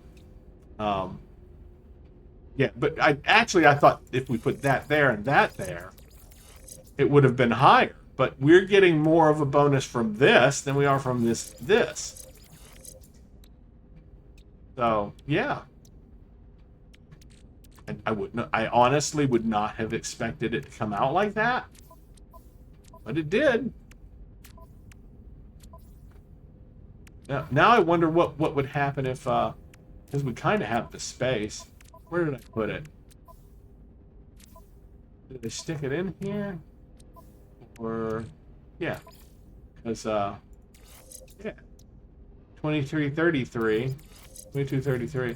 Like it, yeah, it gets the same bonus as that one. And it's a pretty significant bonus. 2233, 2196, so. I know, I should be better at math. About almost 35, I think. Right around 35, 32 to 35, somewhere in there. Please don't judge me on my terrible math skills. I need to write it down to do it not in my head. I have with transposing numbers and stuff, so.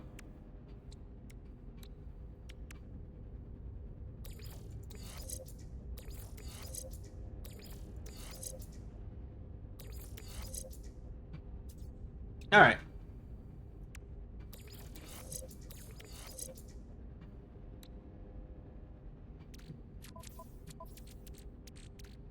I know, but and then the time I just sat there going, 35, 32, I could have just really, I could have written it down.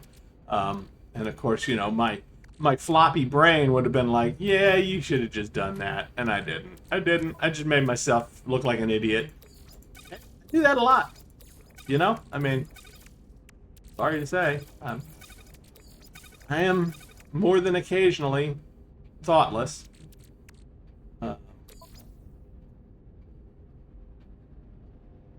Pulse drive. Pulse drive, pulse drive, pulse drive. Yeah, now we want great ones here. We want really, really, really good ones. And right now we don't have any good ones. These are absolute garbage. All of them are. Yeah. But that one's not. That's fuel efficiency. We do like that one. And we like pulse drive power because that's the only one that gives you pulse drive power. You can get fuel efficiency here, you know, from these, but that's a bonus one because it's technically not an upgrade. It's an augmentation. Whereas these are upgrades. See, that's the difference. Augmentation, upgrade. So, boost. 30%. Ooh, nice. That was a really good one. We're definitely gonna keep that. We're gonna get rid of that one. That one made me sad anyway. It was so terrible. I kept this one because it had really good maneuverability on it at 18%. That's pretty good. Need that. Don't need that. Don't need that piece of shit. Don't need that. There we go.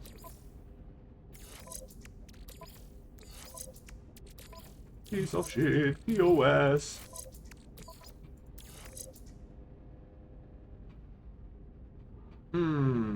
Yeah, but it doesn't have all three stats. That one does though.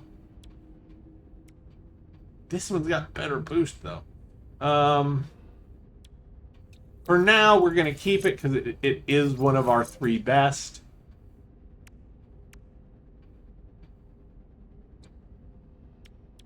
Oh, look at that. I mean, I'm not nearly as worried. I'm keeping that one. It's better in every way except the fuel efficiency. Basically, that's the highest boost and near the highest maneuverability. So, hopefully, we'll get something better that has fuel efficiency as well. But I would rather have that one than the one that has fuel efficiency on it. To be honest, yeah, I mean the boost can get higher. By the way, 30% on that one. So, but this one's only got 7%. So we are looking to replace that one as well. 2 and 15. Nope. Nope. Nope. Nope. Those are awful. Come on, give us at least one more good one. One more actual good one. At least. I would settle for 4 or 5 good ones. Oh. Okay, so that's right now. We're not getting lucky with these guys. We are not getting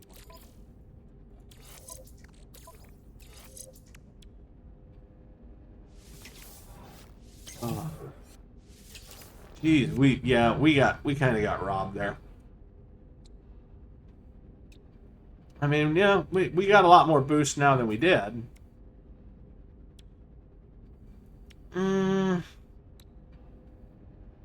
This is a good one. I wish we got a bunch of them like that. Right now, I want to keep all of these at the moment, but yeah,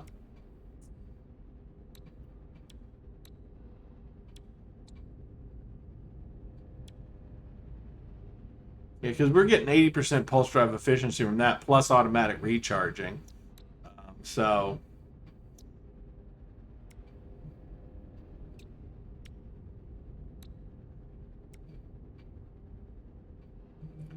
We're only getting 7% boost from this one. But we're getting more maneuverability, and I don't know. I don't want to get rid of that 30% extra boost, though. I'm going to keep them for now. No. Damn it. Damn it. Damn it. Damn it. Sorry, I'm bouncing back and forth because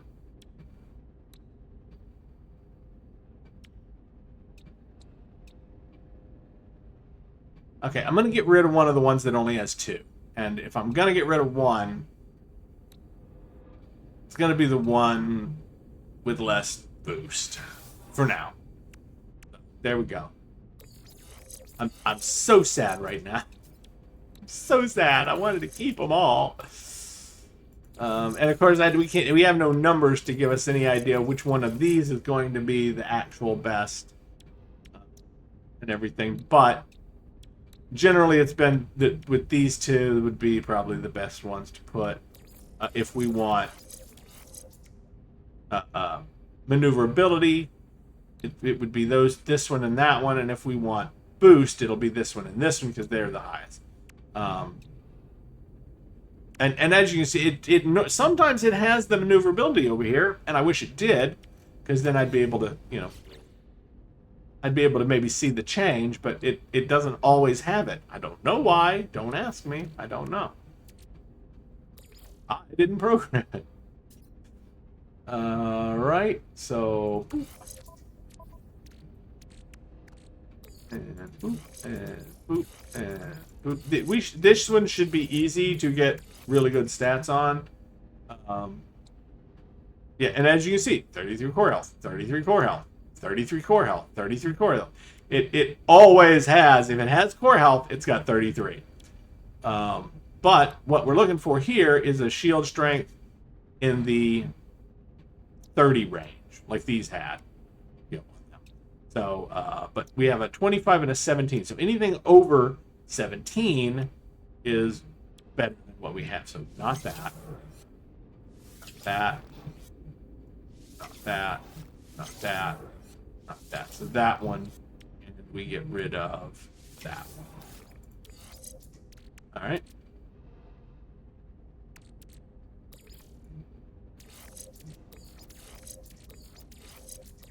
And I think we may have used up all our luck before, on other stuff, because never mind. There we go. We got a good one now. So, goodbye 23. Hello 34. Oh, goodbye 25. Hello 34. 33, 33, 33, 33. Okay, we're doing very well now. Okay, so, now, like I said, we will get rid of that one.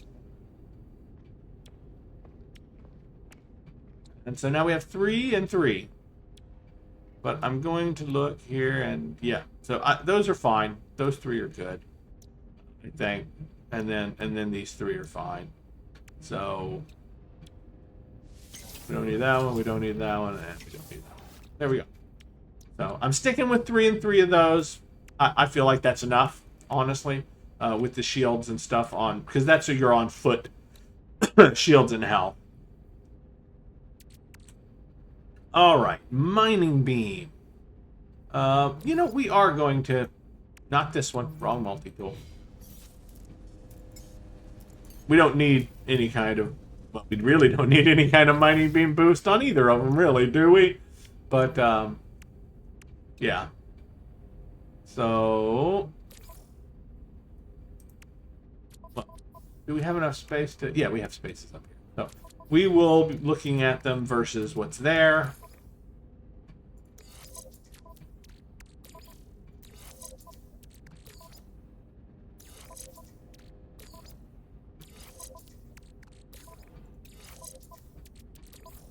What we're looking for here really is mining speed, I think, more than anything else, and fuel efficiency. Mining speed and fuel efficiency.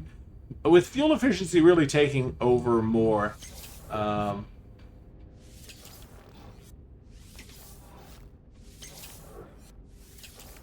I think 3 is, yeah, I think 3 is, yeah, fuel efficiency, heat dispersion, and overheat downtime for that one, sorry.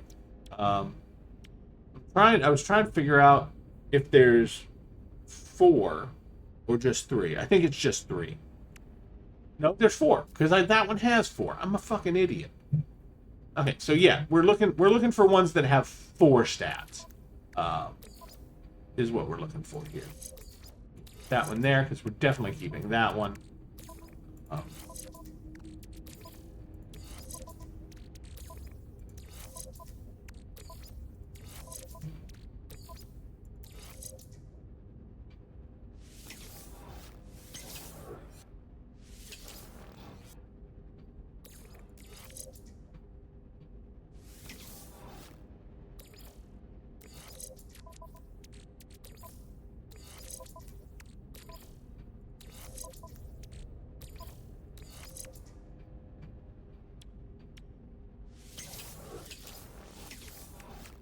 All right, so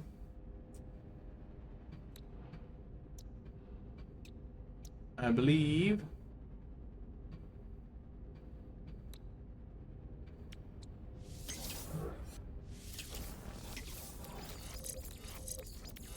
that's what we're gonna do. That's it. We're just gonna replace those 3 with these 3.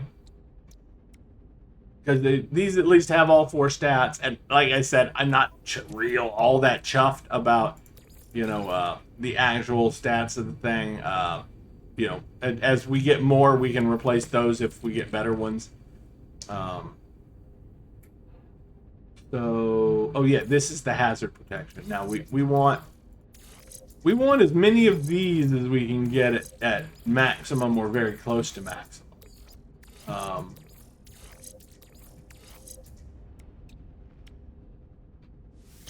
And everything else can just go to hell.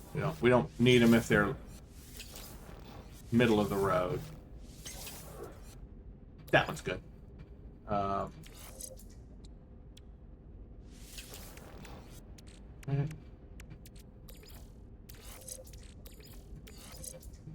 Nines or 10s is what I go for. Okay, there we go. But that gives us a full load on those, so. Yep. That toxic resistance, I've noticed that's the one that's most likely to end up at 9% for some reason. And it's not just these. Like it always seems like that toxic resistance. If one of them is low and all the others are 10, it's toxic resistance, and I don't know why. I have no idea. All right, so and then these are going to be super important to me here. The movement. I want all the jetpack I can get, because I hate terrain obstacles. I hate not being able to fly as fast and as high as possible. We need to move some of these over. Okay, those are the ones we have keepers right now. So let's see. 224, 106, 102, 231. Okay, so, and then let's see, 10, 11. Sorry, I'm looking for. So our lowest is 10 initial boost, and of course I kept that one because the fuel efficiency is almost 30%, and fuel efficiency is super more important. So okay, that one's got sprint recovery time, so that one's not particularly good. This one has both distance and recovery time. We can just get rid of that one, because sprint stats are basically a waste on these. But if it's got great everything else, like this one's got really good fuel efficiency. The initial boost power is not as... I mean, it's nice. It gives you a little bit extra speed when you first hit that sucker, but it also fades off. And if you... so if you go up really high with that initial boost, you'll then go almost back all the way to the ground before it then starts boosting back up. It's a weird effect, but so yeah, that's not as important. Recharge rate and fuel efficiency are the big superior ones that you want. So if you can find one that's got recharge rate and fuel efficiency, everything else is not as important. Those two are super important, and everything. But like this one, it's got great recharge rate, but everything else is lackluster. So it's still not really worth it.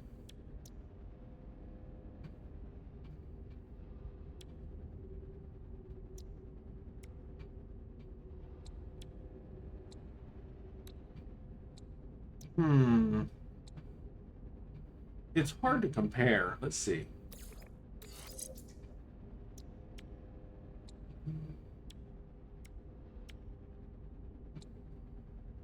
So this one's definitely better than this one.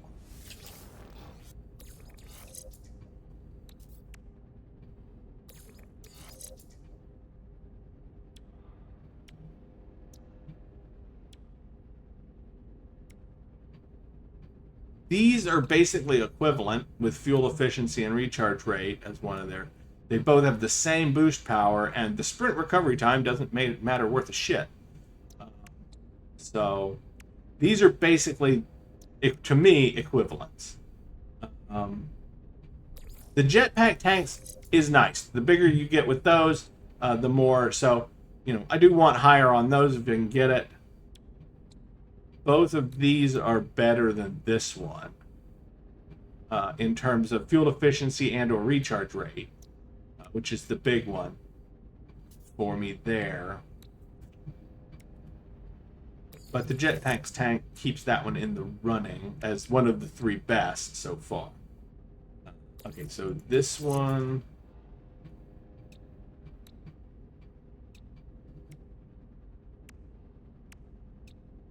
That one's got higher recharge rate, but this one's got better fuel efficiency.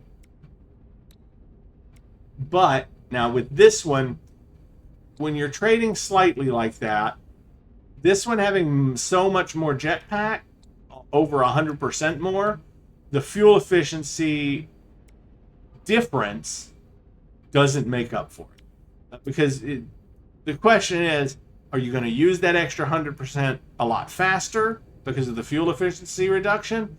No. You're better off with the more tank, because you may be making up the fuel efficiency somewhere else, or the recharge rate. So, yeah, that one goes. Okay, this one's really good. So that's definitely one of the top three there. We just got to figure out which one. No, I know the sprint distance makes it not as good, but it's still better than basically all of these. The question is which one do we replace with it? So we've got a higher recharge rate, and that's what we're looking at there. So recharge rate versus, I think this one. I think this one's the one to go for for trading for that one. Of course, this one again definitely makes top three. Well, it actually may not make top three because that's 228. It's close.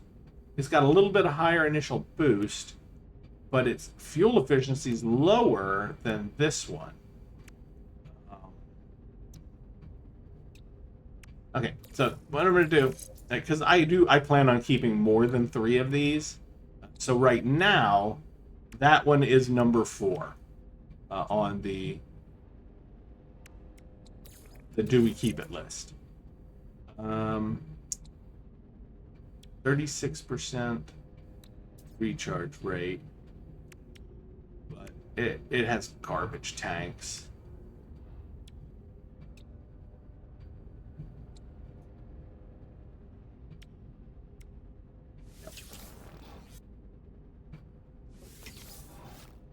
And that I kept more for the boost power. The recharge rate is basically garbage compared to the others. Okay, so right now, these are our top 4. Okay, so, and do you think we still have some more? Yeah, we still have some more to go through. So it is possible we'll get some perfect ones. Unlikely, but possible. Of course, my opinion on perfect is not everybody's opinion on perfect.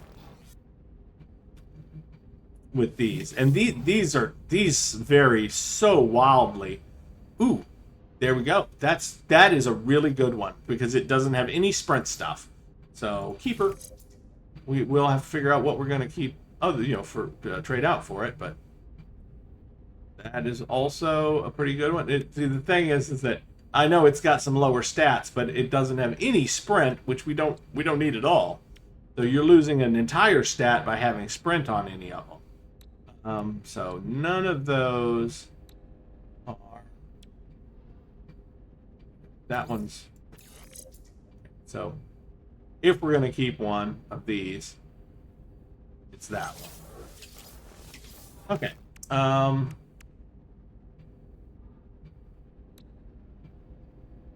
So now, if we're going to boost, I know I'm using supercharged slots for this, for these, because there's really not that much to supercharge in here, as far as that goes. Now, what I am going to do is I will be moving some of this stuff. Actually, for this, to be frank, here's what I'm going to do. This is all going to, because we don't, I'm going to use extra upgrades instead of putting these in, instead of putting this, yeah, we don't have it yet, but there's another one that gives us water jets that'll go right here. Instead of doing that, I'm going to do this.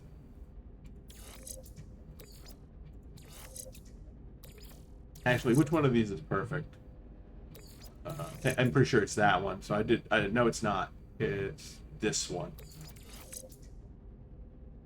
Yeah. And actually, it's not perfect. You can tell because one of them's 38 and the others are 37. So in reality, the numbers are like 10.111659, 10.111659, and that one's like 10.6159 or something. So you can get almost to 11, otherwise that would not be increased to, yeah. And then when you go look at these, like that one's 38. So yeah, it like some of it, like they're still really close, but they're not quite. So then move there and move that there. Yeah, there we go. And then these are completely unaffected by touching anything but each other, I believe. Yeah, because if you put that there, touching that doesn't do anything. So these only boost each other. So we're going to put them right here because it doesn't matter where they are. I think there is an aeration membrane that you can install for that those boost or get boosted by, but we don't currently have it, and we don't really need it right now. But these do, and normally I only have 2 of each of these. So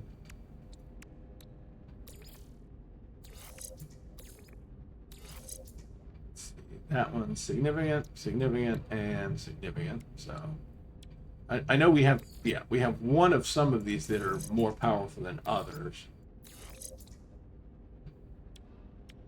I think we have one Supreme. No, we don't have any Supreme. I thought we did, but we don't. So these are all just significant ones. There, and then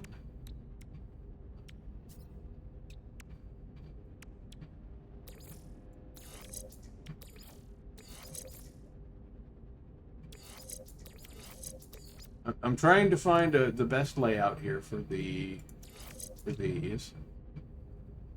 where and just so you realize why I'm doing this, with those supercharged slots, our resistance to heat, cold, radiation, and toxic will be 30, 60, 70. And then if we install, there's a 20% for each one, we'll have 100% resistance to all the damage types. And I'm just curious if that will actually add up to us completely resisting all of the damage types without these entirely. I don't know if it will, but I'm just interested to find out if that's how it will work. If we get it up to 100%, will we, by sticking these in supercharged slots? Because really, you could do it just by putting these 3 into supercharged slots. If you see what I'm saying? You could get, because each one is over 33, that would put you over 100% just from having the 3 of them. So, there's a way to test it. We should test it, guys. We really should. I know that this is a side thing and everything, but I am going to uninstall all of these right now. I'm not getting rid of them. I'm just uninstalling them for the moment. I'm going to put them right here in our exosuit inventory. I'm going to leave the battery because that doesn't affect our percentage and everything. And then I'm going to take this and we're going to move all of the shield bonuses over here to this side. Because we didn't really need those supercharged anyway. I didn't really even care about that. And instead, we're going to stick this one here. So, and now they're not boosting each other anymore because they're not touching. But here's the thing. If I'm right about these supercharged slots giving us 100% total, because look, just add it up. Radiation 37, radiation 37, radiation 37. So that is over 100%. See? So you only needed one at 34 to hit 100% if they were all at 33. So we're at like 100 we're at almost 110 percent. So if that gives us complete immunity to radiation, to damage of all of the types, we can just wander freely on any world that we go to without having all of that extra stuff installed. So I'm just, and it may not work that way. It may not work that way at all. I don't know for sure. We're gonna find out. We're gonna go test it right now, and see what happens. And you would think I would have thought to do this before now, but I'm going to be honest with you. This is the first time I ever had 3 truly nearly perfect ones like that at this stage, and realized that if I stuck them together like that, it might do this. Okay, so we need... I think this right here is our most volatile, horrible planet that's going to try and murder us as soon as we arrive. This is the one with the storm crystals on it, and everything. So,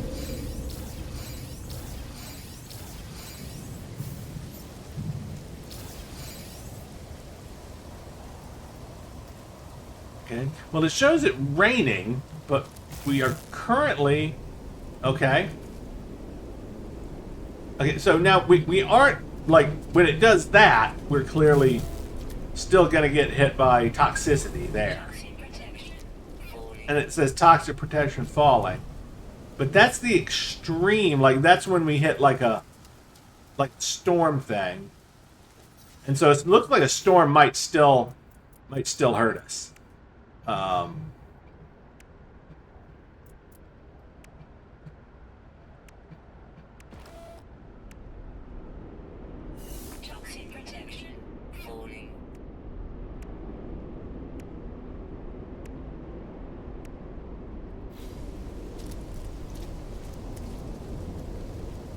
Right, so this, I guess this is not the planet.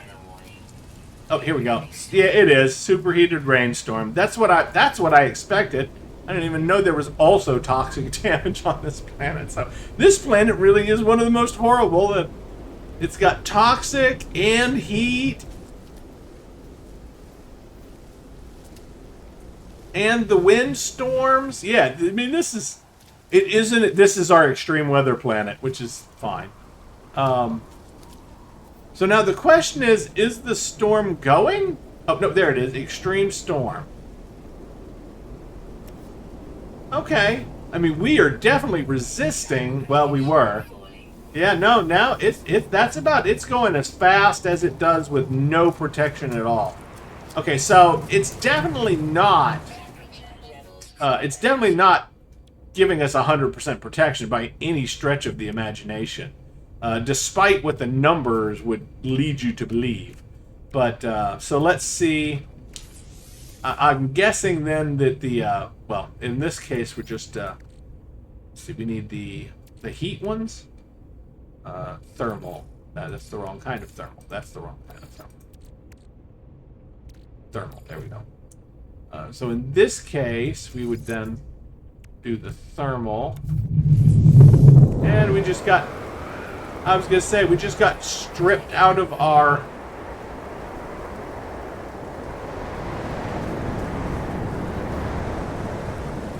Told you! Wait, fucking tornadoes. There we go. Thermal. Okay, so we'll just recharge those.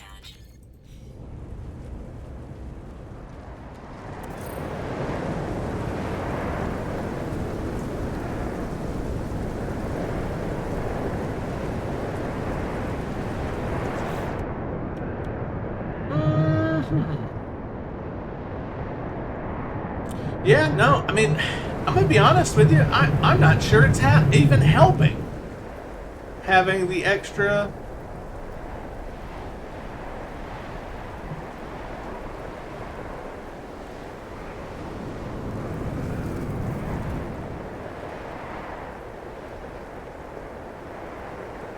I mean, this is the kind of weather you need the protection against. So, if it's going to help anywhere, this is where you need it to help. And it doesn't look like it's doing much of anything. I mean, other than just allowing us to keep flying forever because the storm will not let us land.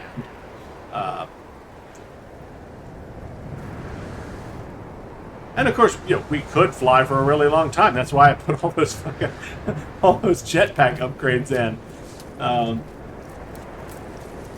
Okay, so and clearly it will just drag us back out of here again. Okay, so. I mean, I know this is pretty non-scientific there, but that did not seem to let... Here's what I'm gonna do. I'm now gonna uninstall these. I'm just seeing if there's really any significant benefit. I mean, those percentage numbers look great. It looks like you should be resisting the hell out of damage from like this storm, but I wasn't really seeing a massively significant boost to that. So where's our other... Did I leave it? Yeah, I left it. I was going to say I left it installed up there. All right, so... Technology recharge. Is it still... I was going to say, yeah, it should be still storming, so let's see. How fast is it dropping? Okay. So it is dropping significantly faster without them installed. So it does give us at least a certain amount of bonus resistance when we have them.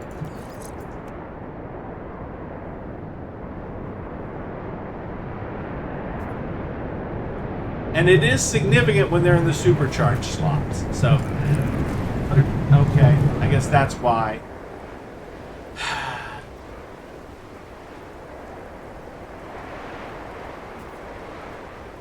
We're flying again.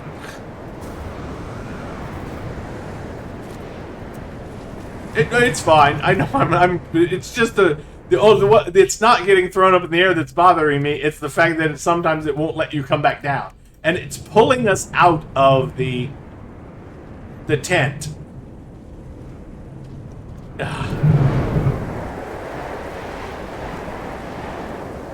Which just tells me I need to build a fucking regular building here. Because it can't do that if you have walls. Okay, that one hurt. I didn't quite get the...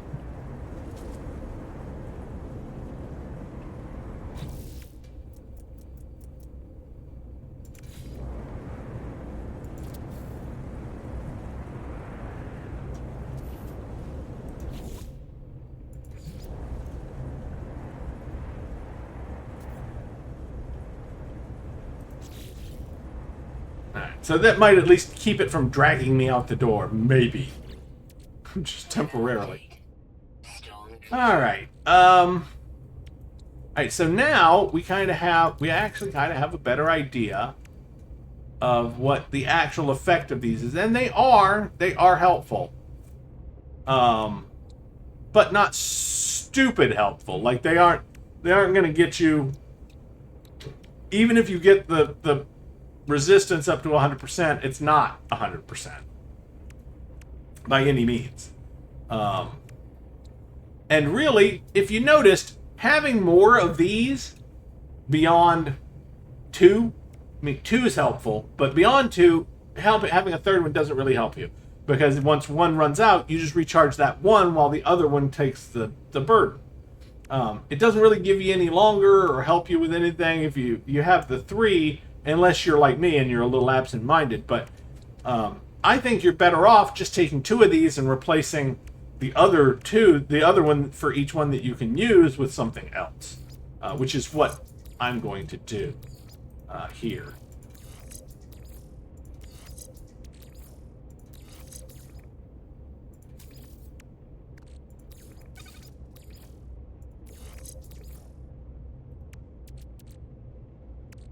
Oh, that's the one we want, though. We want to uninstall that one, because that's a better version.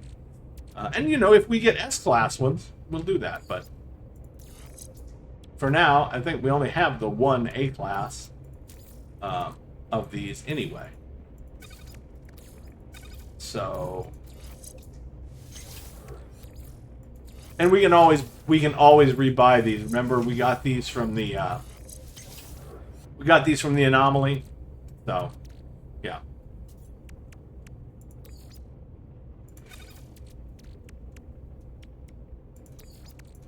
Technology recharge.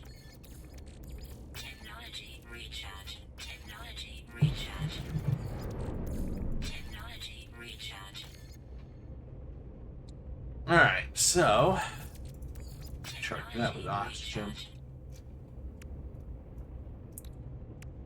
All right, so here's what I'm thinking.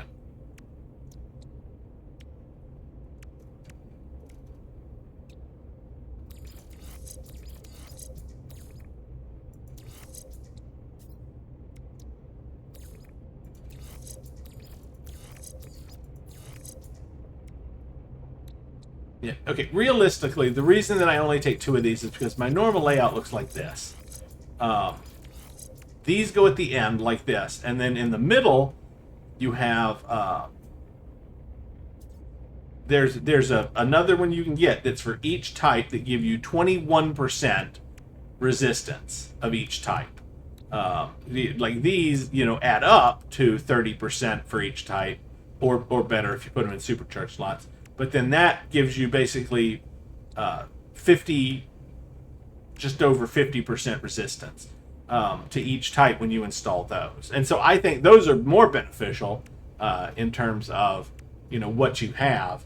And of course you can do 3 of these, each of these, and the types. But I mean, I think you're already using enough with what's, you know, what you've got here. Especially since we can upgrade these to supreme ones if we can ever get our hands on, which is hard in this type of playthrough. But honestly, I'm not noticing a huge difference between the significant and the extremely powerful one here. I mean, I'm sure there is, but I'm not seeing it myself. Like, I'm not seeing it in the numbers, in how long they last or anything. I'm sure they do last longer, but yeah.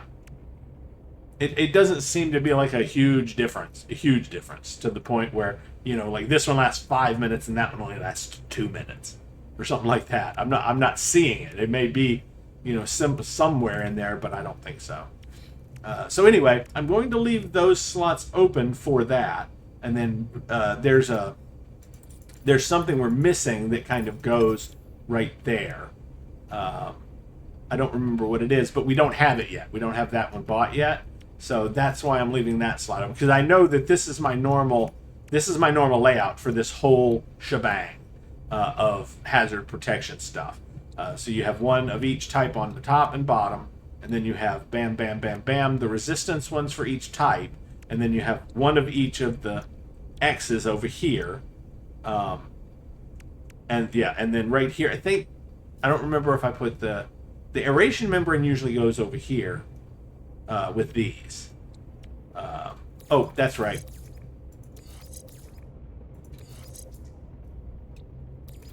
Yeah. And then the aeration membrane, I think, goes here when I usually use. So I'm trying to remember, because I do have sort of a normal layout that I go with and everything, because with the exosuit, the supercharged slots are always in exactly the same place. Now, normally, and I did have this way earlier, if you remember, this is my layout for the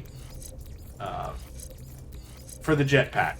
And then here, this is where the aqua jets go, is right there, that give us the superior aqua jet thing. And then over here, usually I just stick something in this area, and currently I don't have anything. I think I was putting the shields over there, but you know, we can do that or not do that. I don't remember what the other stuff you can get is. I know you have the utility stuff, but you never really need to up boost any of that. I'm trying to remember, what are we missing in the... No, we have life support. No? The scanners on the other thing.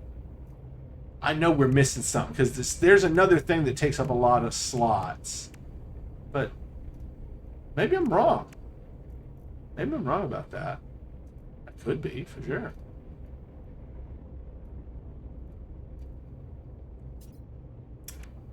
Hold on. I know how to look this. I know how to find this out to remind me what I may be forgetting. Perfect exosuit technology layout. What is the optimal exosuit upgrade layout? Inventory layout. It's got there's a... Okay, that's the inventory. That's something else. That's an older one. No, that's not it.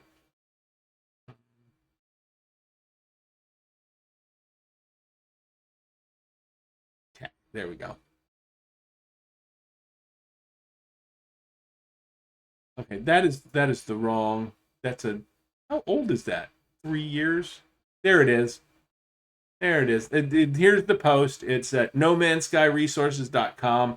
Tech layout and adjacency bonus. And it basically lays out the perfect layout for everything you can put in your exosuit. Okay, so there's the layout for that. There's those. Okay, so one thing we're missing is the autophage. I remembered that. I remember that. I took these out intentionally because that gives me 4 extra slots I can use somewhere else, and so basically I'm using them here, or at least some of them, so that I can use 1, 2, 3, 4, 5, 6. Yeah, so I'm using the maximum boosts, extra boosts there that I said I would, and basically so I'm using 3 of these slots for these. That's kind of how I'm justifying it to myself. But let's see. So the Starseed, the Remembrance, the Exodus. Okay. No, I thought there was, but we're not really missing. We're not really missing anything. In all honesty. Yeah, okay, we are, because, no, that's these. There's these. Now, the translators, which I'm not going to use, so that gives us 4 slots that we can use for something else. The aeration membrane's there. The life support. There's some stuff I don't have in the life support yet. The oxygen rerouter. We have the recycler, but we don't have the rerouter.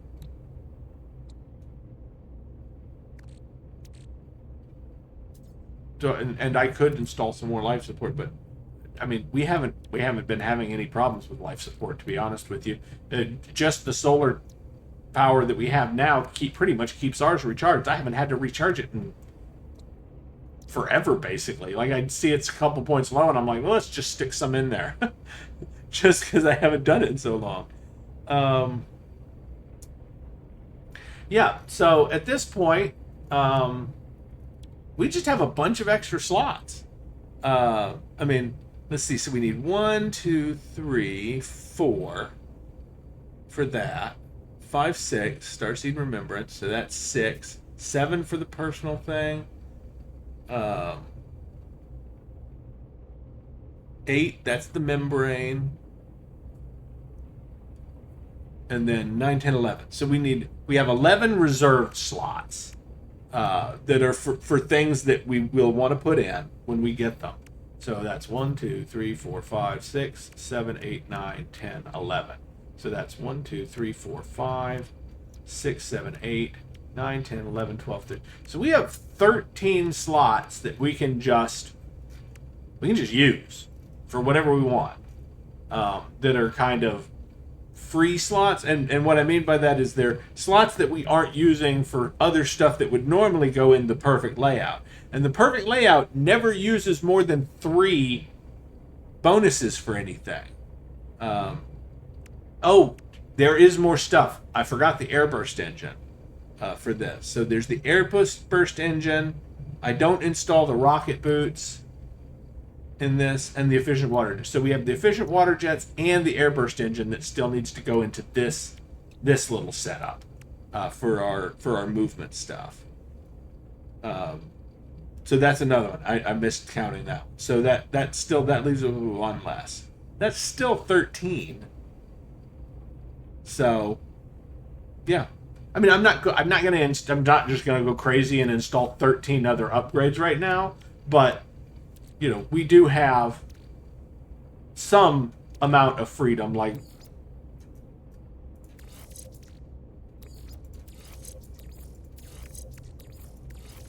if we get some really good ones of these, since they're not helping us all that much anyway. Like that one. That one's a really good one. There. Now I can feel really good that that's a square now. Yeah. Okay, and the rest of them I just wanted to open them until I got one good one, and then, you know, that one's really crappy, isn't it? Compared to the others.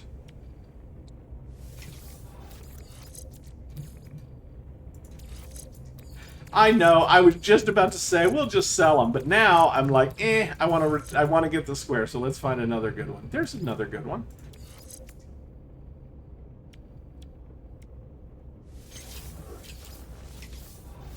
Okay. And the rest will sell. I know. It's not nearly as many. There. I do want to see if we get any good ones of that. For no other reason than the ones we have aren't bad. But we have lots of space left.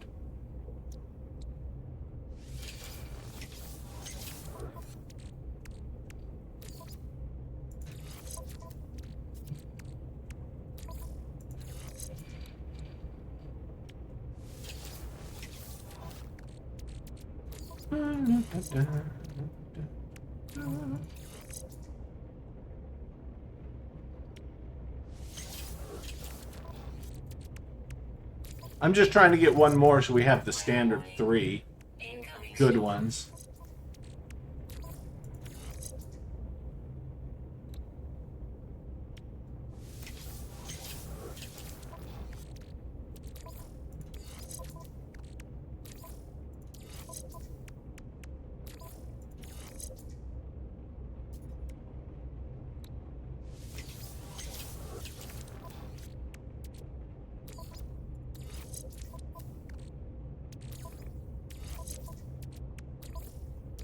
Yeah, and when you do these, you just have to be prepared to waste nanites.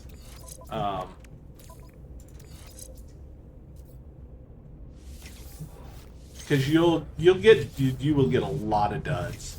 A lot of duds. As you can see. We just went through, what, 20 of those? Hey, there we go. Nice. The last one was a good one. Perfect.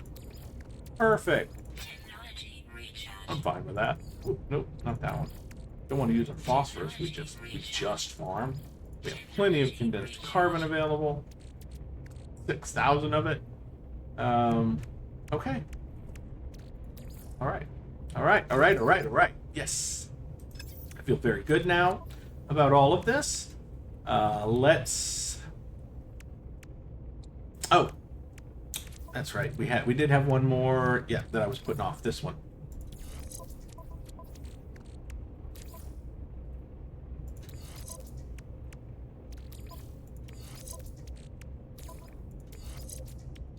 Right, so what we're trying to beat is 30%.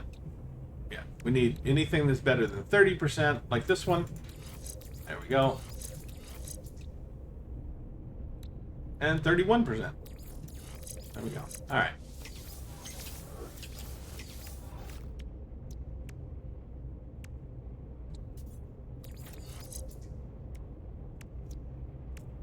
All right. Before we install anything else, Technology installed. I'm not going to go crazy like I usually do. Technology installed.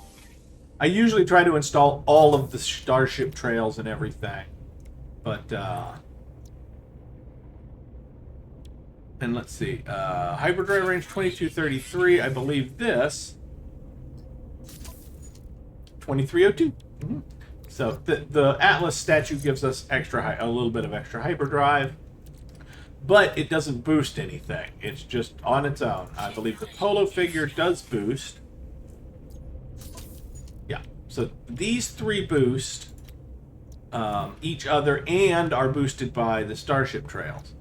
The Nada, Null, and Apollo figurines, they do something, but then nothing boosts them and they don't boost anything. And with the Starship Trails, you get like 1% maneuverability for each one that you install, and they do boost. So I think it breaks down to like 1.5% or something to each one that's touching different stuff. So I'm going to install some of them, and then we will re-evaluate. Because it's never the one that I want. Like, this is the one that's my favorite, and it's like, it's literally the last priority one. So if you install anything but that one, it's not going to be it. I think red takes priority over just about everything else except for rainbow, and I hate rainbow, so you'll never see me use it. Yeah, so there's that. I like the sputtering trail okay, but I don't think it I think it will override that one. But my favorites are, I like the golden one. It kind of matches our ship. And I'm the red one is fine, so that's the one I think it will probably end up actually showing when we fly. Will be that one. And I guess I did go ahead and install all the Starship Trails after all, other than the rainbow one. So even I said I wasn't going to go overboard, and I did anyway.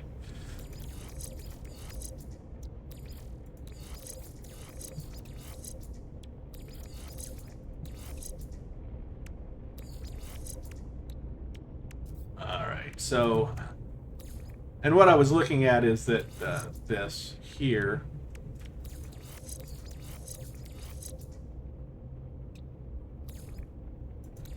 Weather update. Storm clearing. Sorry, the maneuverability showed up, and now I'm able to see the difference in what goes where.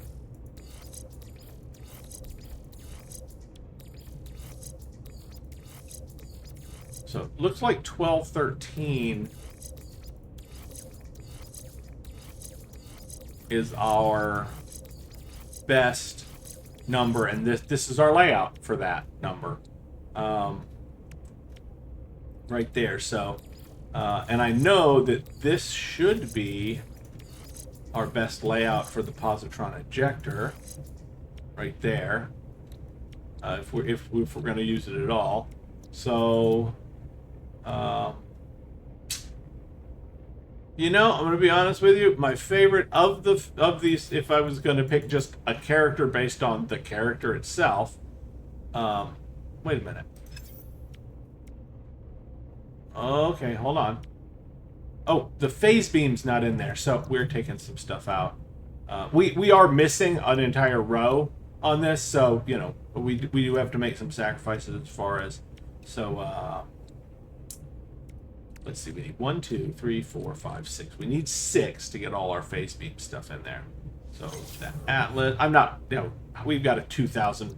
And by the way, you notice that it did end up getting all the way up to almost 2,500, like I said it would. But that is because I had one extra of these installed. Oh, that's right. I wasn't going to keep that one all the time. So there is that. And that's 1, 2, 3, 4, 5. 1, 2, 3, 4, 5, 6. So I guess I can just get rid of one of these and just... We can keep both, you know, and I can switch them if I want a different weapon. I mean, I definitely want the phase beam because I want the ability to drain shields more than... I don't know. What do you guys think? Should I keep them both? No. No, that's too much weapon switching, I feel like. This really is only useful for ground attacks. Well, no. I was doing pretty good at space battles with it, too, wasn't I? It did overheat relatively fast. It doesn't drain shields, though. That's why I like this one.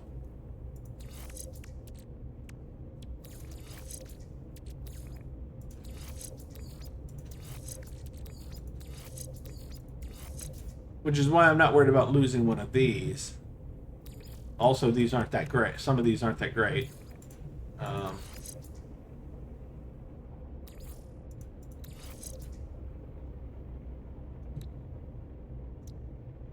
Oh, that's right. Some of these weren't great. Weren't even particularly good. Now that I think about it. The 25% damage is not bad, but it doesn't really help that much.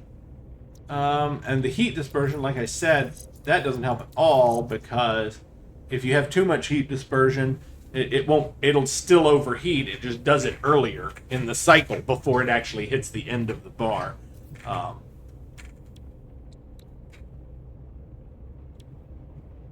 So I think that's where we should go with that. So yeah, and we'll just get rid of that. Do we have room for this cadmium here? Yeah, we have room. We have room for the cadmium. Exosuit, exosuit, exosuit. We have a lot of wiring looms, I see. A lot of wiring looms. Right. We got silver, we got deuterium. All of this stuff came from breaking down all of these different things. So, okay. Yeah, and see that's one of the things about this. Like, it says that you get like maneuverability from these, but it doesn't show up over here as far as I've ever seen. So,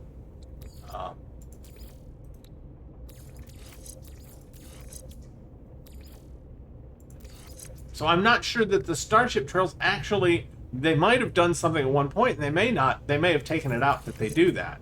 Wait, hold on. Nope, that one definitely did. Because look, did you see it? It changed it. That one doesn't. And that one doesn't. But that one does. Oh. And it does more because it's next to Polo. It does even more when it's next to that one, doesn't it? No? There we go. Okay. 1189, 1213. 1213. Alright. So let's see if we... No. No. No. No. Okay, so so that one does, and this one does. These both, wherever they are, as long as they're with these three in some format. But that's the best one, based on what I've been sitting here switching them out and everything. To get 1,213 maneuverability, that's the right way to go.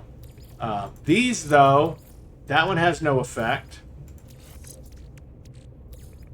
That one has no effect. That one has no effect.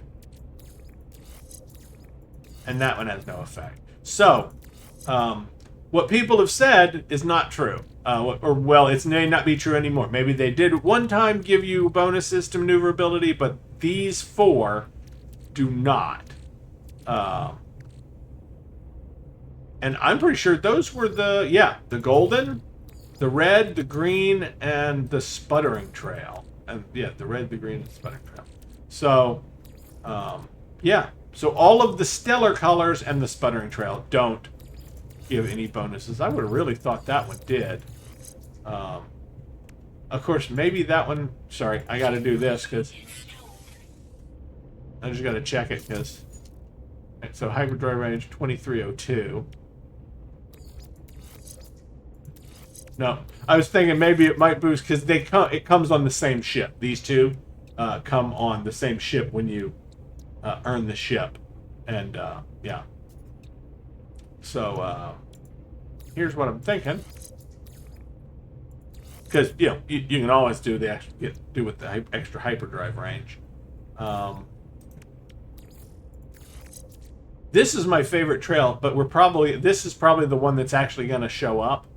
If it doesn't, then I'll get the one that I like. And I'll be very, very happy about that.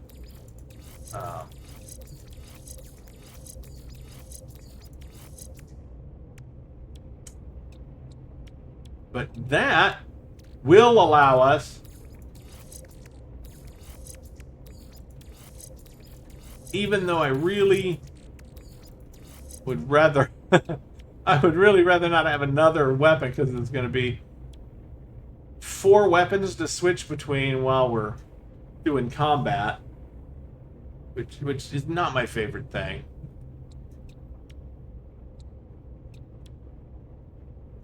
Yeah, I'm really, really questioning whether I want to even have those. But right now, this is our best layout that we can do. And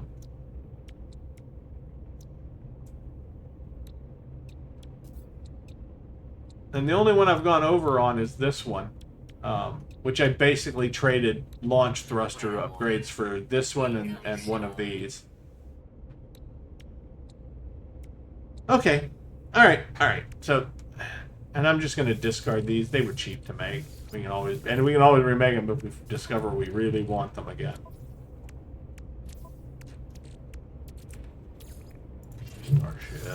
Starship. That's building stuff. We need to go to the freighter. Before we do, though, we can. All right. Yes, we're still on this planet. All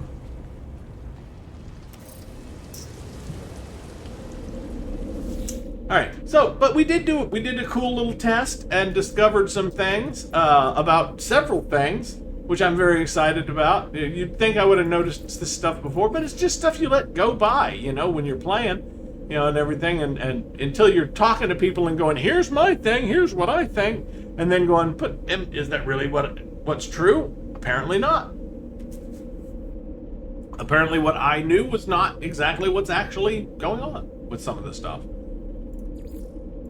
So, we will warp to our freighter, and I am going to start our mission to collect salvaged frigate modules, which is the next thing that we want to do in our epic journey to the center of the galaxy and beyond, so that we can get our freighter basically maximized and get...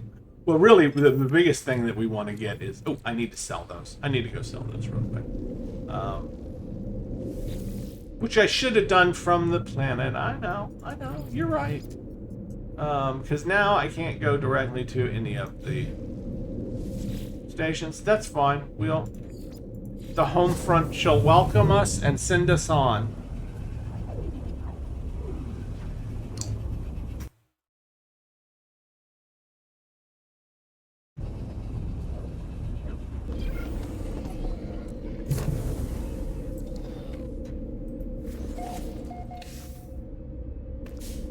Really need to move that thing. I really need to move it so it's not and I should have just turned around because that's all I needed to do. Turn around and go to Rascal's Realm is fine. Yeah, I hate when it has these things in the corner because sometimes I don't remember if it's a regular station. We'll go to this one because I know that this was an Outlaw station. Of course, if we do teleport by accident to a station that's a normal station, thinking that it's an Outlaw station, as long as we turn around and leave immediately without doing anything, you know, I'm not going to hold it against us and make us pay a penalty.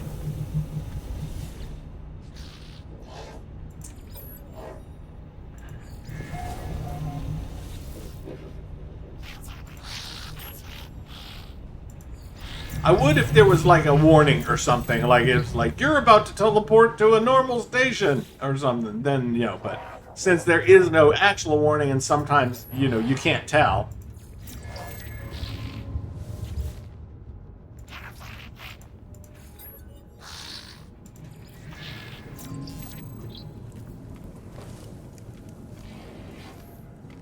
This is the guy we actually need. Once again, got distracted by shiny existence.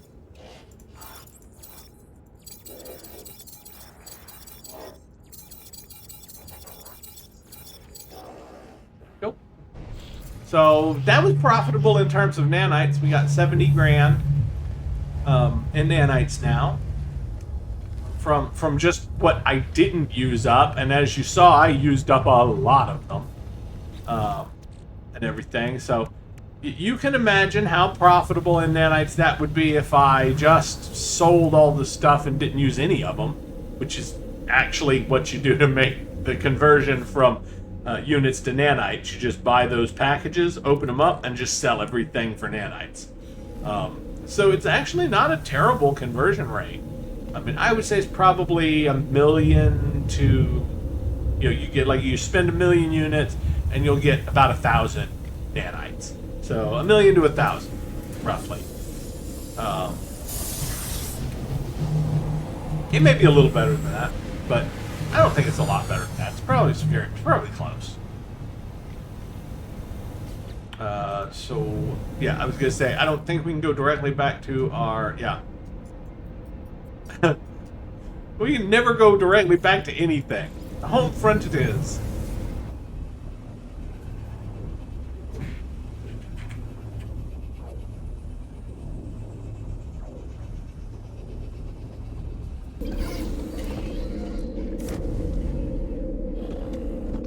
And we're only going back to the ship because I want to make sure I've got everything put away. Yeah, like that. Of course, that looks like it's really the only thing I need to put away now. So we'll just put it there. Okay, so now we are actually going to go to... I don't remember which station is the best one. Actually, here's what I'm going to do. Because, while you may not believe this, we will actually end up gaining standing with the whichever race's system we're shooting pods in. Yeah, we'll lose a little standing for each pod we destroy, but we won't be just willy-nilly destroying pods. And while we're doing the pod killing, pirates will keep appearing and we'll kill them. And they'll be worth generally they'll be between 1 and 9 standing per pirate. And I have never ended this whole thing without triple or more standing than I started with. So we can even change systems when, you know, we hit like 100 standing with the GEC, which is where I'm going to start because it's our lowest. So we will go to the GEC system, which is... This one's Viking. Red Korvax. Okay, so we're going to Baba Yaga's Dominion. Yep, Baba Yaga's Dominion. That's where we're going to go and farm our stuff. So, space station, Baba... Wait. No, we're not, because, yes, that is a GEC system, but it is not the GEC pirate system. We do have a GEC pirate system, right? I think it must be that. Shadowrunner's Haven? Okay, let me make sure. Because I know we had one of each. I know we did. No? Maybe we did. Maybe I thought we did, and we didn't. Because that one's Korvax. That one's GEC, but that is a normal system, not a... And this one's Viking. Okay, so that, I guess that's why we don't have a GEC one. Is why... I guess we could pick up another system. We could just... it wouldn't hurt anything. And I do want a GEC system so that we can do that. So, hey, fuck it. Let's do it, guys. Let's pick up a new system.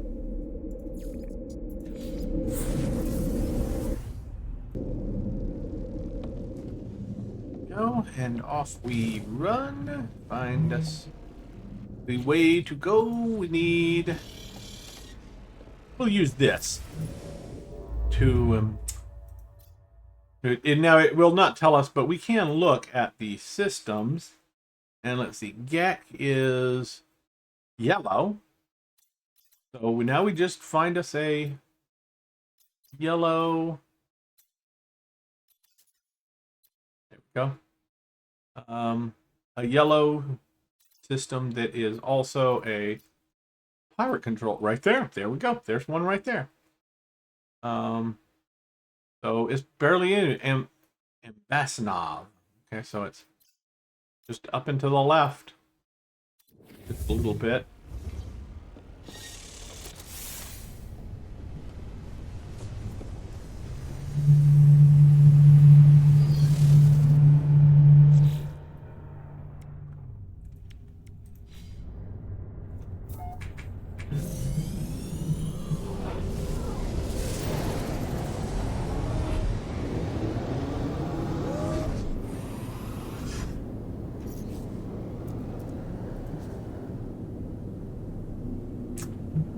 Okay.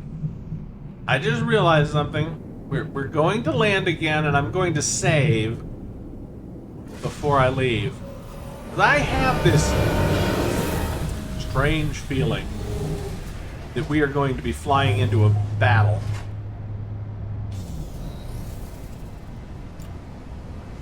That's it. I just wanted to land and save.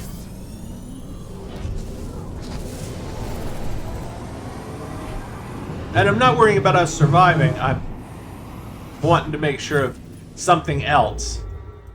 Oh,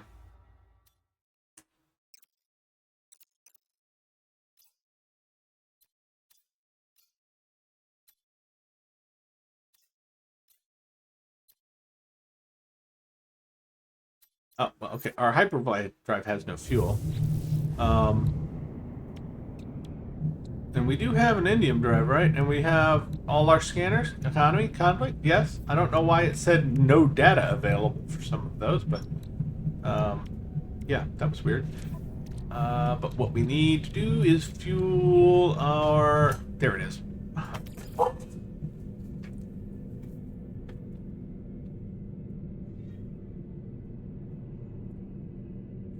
Sorry, cat attack.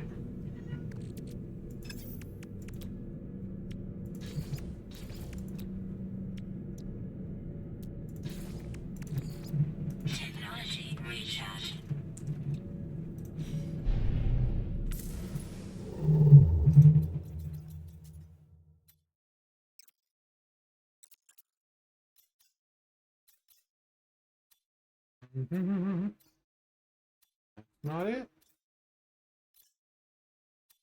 Not it.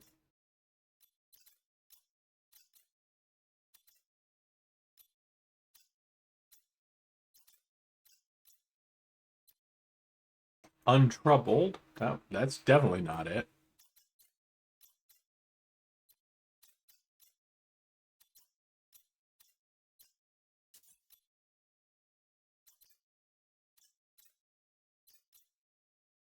I don't know how I. But this will work. It's a different one, but it's still GAC and pirate controlled, which is what we're looking for. Doesn't need to be dissonant. We have dissonant systems, aplenty.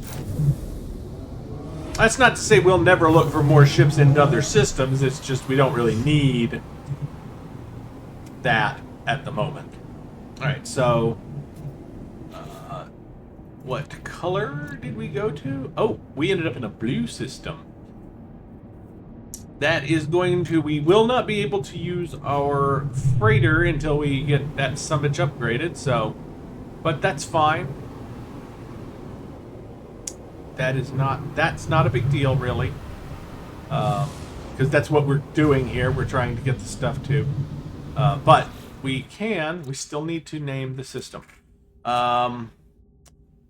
What are we going to name you?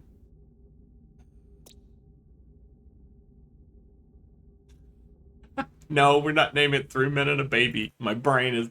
That's what my brain has just suggested. It's like, because it's got 3 planets and a moon. Sorry.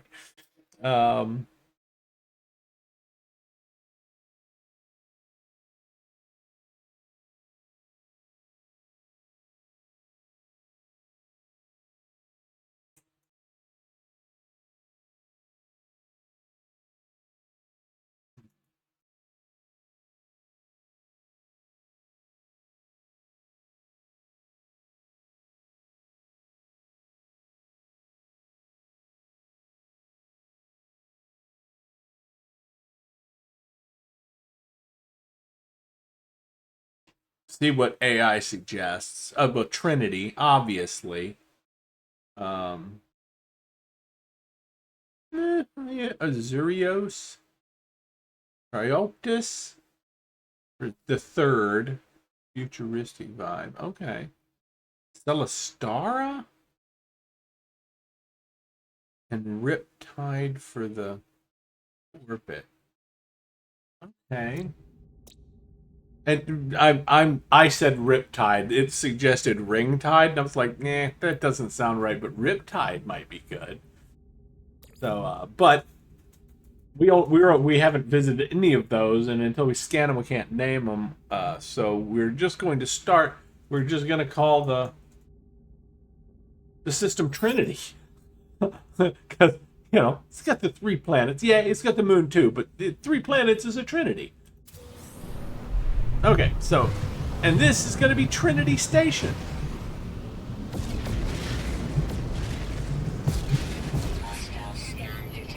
Oh, is it? Is a hostile scan detected? Bring it on, hostile scan. Come on. Yeah, anything's valuable cargo to you pirate pricks.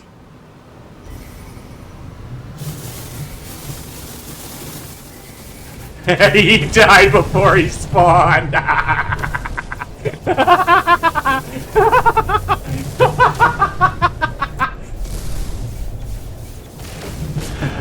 Oh, that was absolutely fantastic. Did everybody else enjoy watching that guy blow up before he actually became real?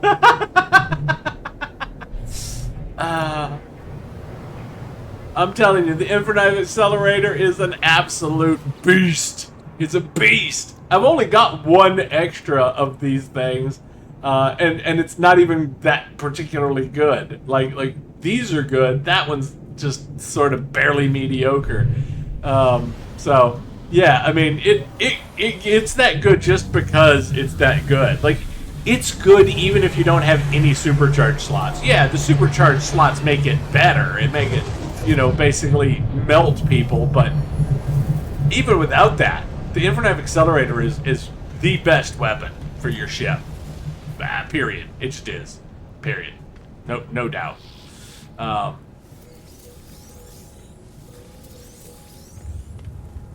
right, let's grab some words. What do you think, people? Words? Words. Word. Words to your character. Words to your character. Oh, Lord have mercy.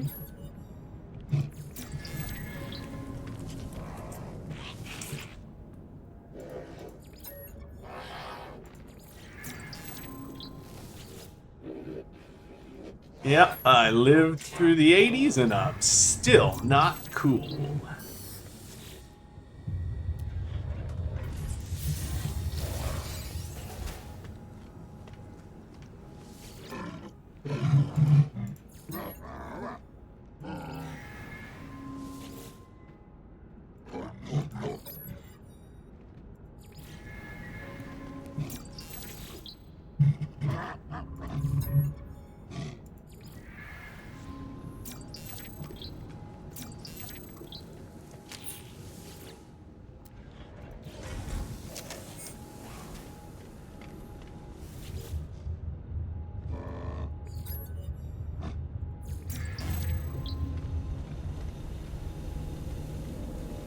Right, I believe we're almost...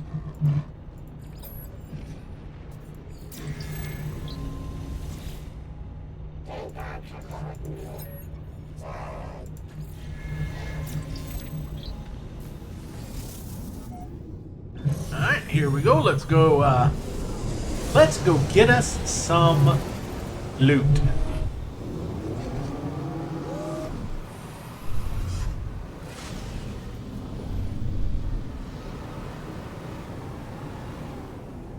Alright, now, here's how this is going to work. Oop, no. That's trying to point us towards the stupid thing every time I... Alright, gotta get close. There we go. Now, if it just says cargo pod like that, it is... Whoa, wait. Now, there is a good start. One salvaged frigate module.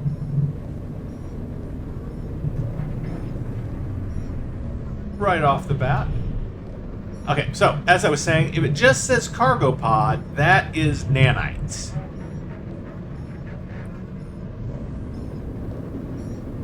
And now, okay, there's a reason that you shouldn't just go shooting up every cargo pod that you see, because you only get a certain number of hits before they activate their shields, and once they activate their shields, you can't see what's in the cargo pods before you shoot them. And of course, they'll start firing their weapons at you and stuff. So, yeah, it's better just to scan for what you want, no matter what it is.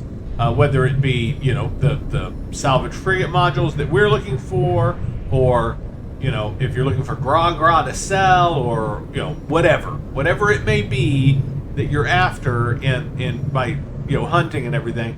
Only shoot the pods that have that thing. You know. Warning.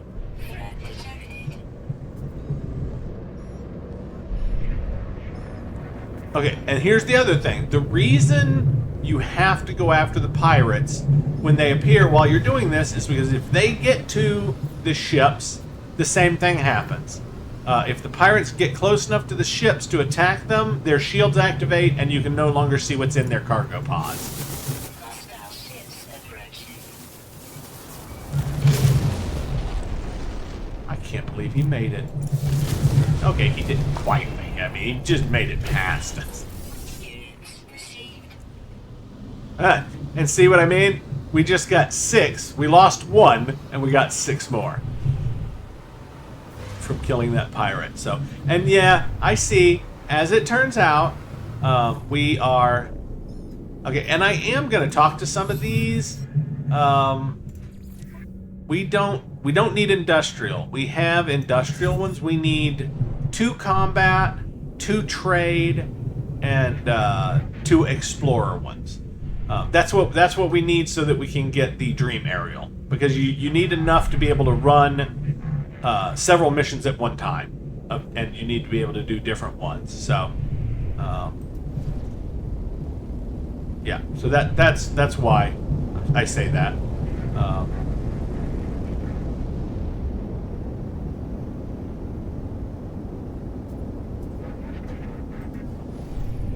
And you will notice that I don't keep particularly good track. I try, but I don't keep particularly good track of which ones of these. And it's not because, like I said, I don't try. It's because it's super hard to remember what ships you've done.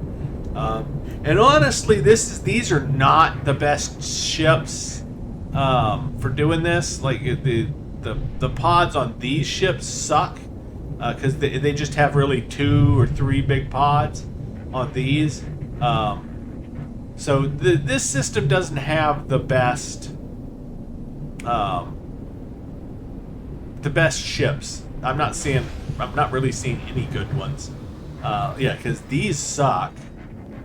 We may have to go to a different system just to find good ships to raid. And maybe a different one will have a better set of ships. Yeah, I know. They've still got all of these and everything, but it's a lot harder to get these, each one of these, and keep track of which ones you've already seen. And like I said, you've only got a certain number of shots before everything turns on its shields, and you can no longer see what's in the cargo containers. Once their defenses are activated, you can't scan anymore without shooting the pods to get what's in them. And then you will lose a shitload of standing because you'll have to just shoot every pod.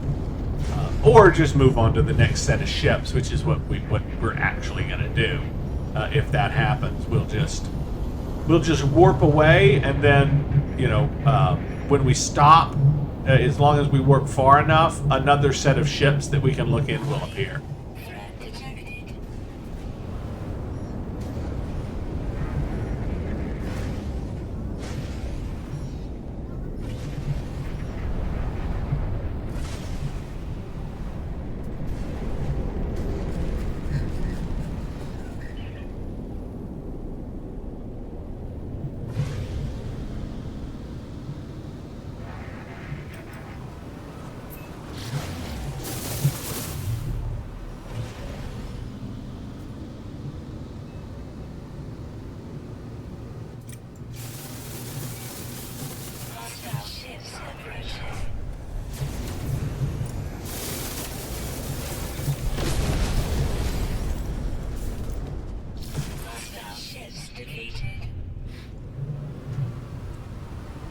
Alright, so let's see if we get any other type. Because if that's the only type in this system, we're definitely not staying here. Because those ships are awful. Literally, each one of the big ships only has like 3 containers on it.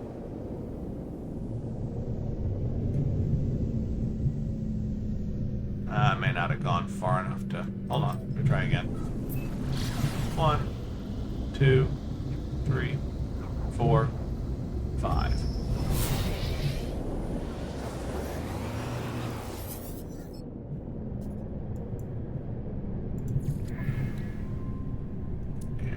We don't really... Sorry, we don't need any air cargo. What we do need is... freighters. We need another set of freighters. Which I don't think will have spawned because that guy did. Okay, so... one more time. Making me look like an idiot, game.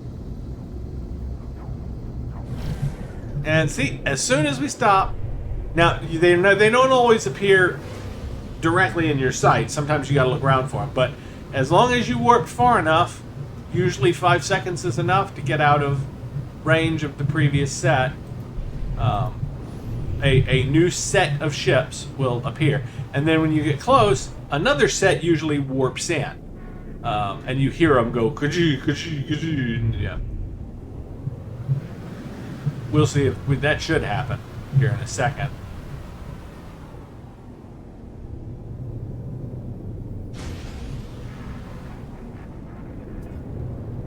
But yeah, you see what I mean? Like this one. That one had the round canisters, but this has got 1, 2, 3. And that's it. That's all it's got. Well, it may have 1 here. Yeah, okay, so 4. It's got 4 total. And same thing applies to this one. That one that looks like 1 on the end is not 1. It's a small just thing that looks like 1. Oh, this one's one of the ones that has some of the round ones. So this one's not as bad.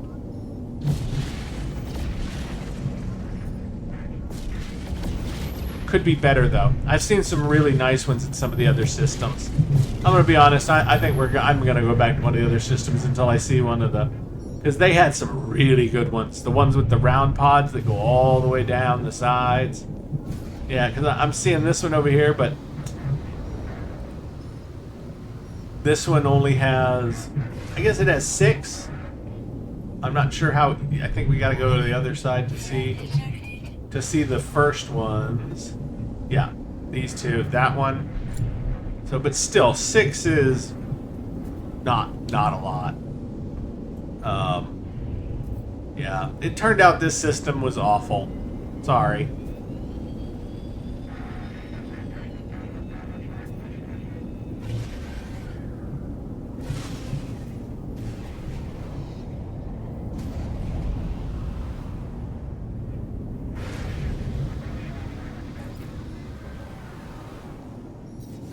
Almost, it's usually you can tell, like that's probably going to still be an industrial ship.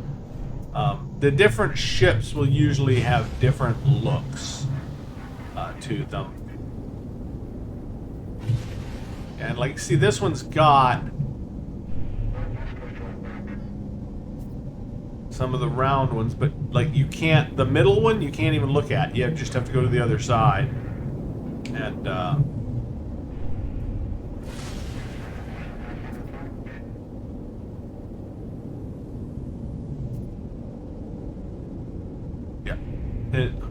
there. Okay, so Permadeath feather and frigate fuel. Yeah, these are the most inconvenient types of ships with the fewest cargo containers per ship that are also hard to actually look at, see what's in them. So yeah, I'm gonna change systems to one of the. Ooh, is that one recruitable? It is recruitable. Okay, so let's see. This one is a trade specialist. We do need a trade specialist. We'll take you. We need one more trade specialist. Okay, now I lost the pirate. He's still here to be killed. We just gotta find him. Alright, he's dead. That was super easy. Okay. Now, based on that one, I'm betting that if it's recruitable, which it is, of course, it's no communicator signal right now. That's a support one. I'm almost positive that will be a support. And I mean, you can get one, but they're not the best. They're not really great at anything, but you can, get them as an extra to send along on certain ones, just to have an extra ship. We don't need any more industrial, as good as that one is. For an industrial, I've already got 2 that are good for industrial, and I don't want too many. I don't need too many.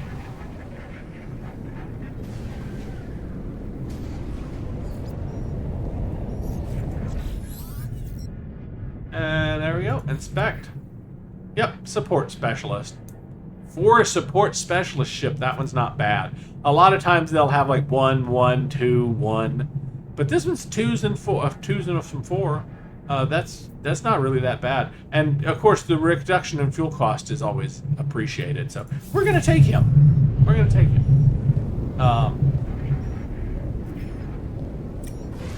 So Normally I don't, always have, but, a couple of those doesn't hurt. Yeah, that way we have 2 of each type. I'm still going to get rid of them whenever we're done, but, okay, so...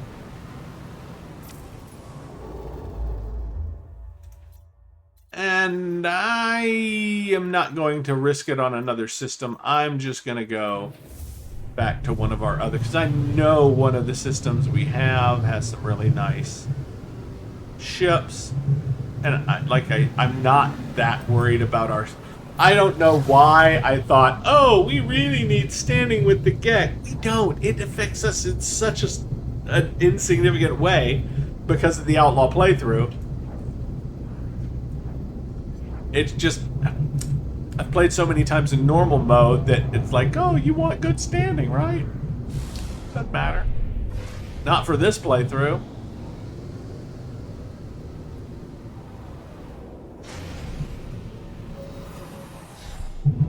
Like, if we pull Outlaw status, which I mean, I may stop doing the Outlaw stuff specifically, later, after, because we have to keep the Permadeath. It's not a setting you can turn off, it turns out. And everything. So this character will always be a Permadeath character until they die. But, we don't have to...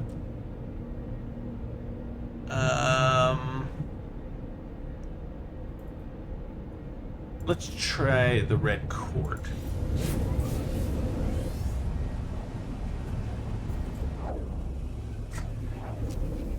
I just want it to be that system because I like the name so much.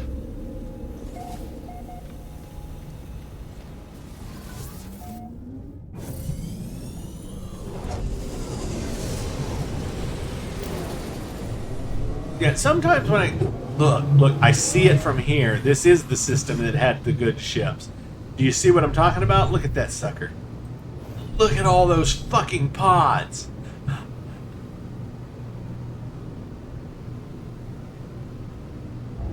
Look at them. 1, 2, 3, 4, 5, 6 on each side. There are 12 pods on this ship. 12! And they're all easily accessible. Just right here, just skim along the edge. Moon Ether. First Spawn Relic. Magnetized Ferrite. Counterfeit. Frigate Fuel. Super easy. Super simple. Counterfeit circuits. And there's a schnottload of them. So this is definitely the system we're staying in for this particular job, everyone. I'm sorry if I'm lazy and like to go for the easy route. But, yeah, look, there's fucking 3 of those ships.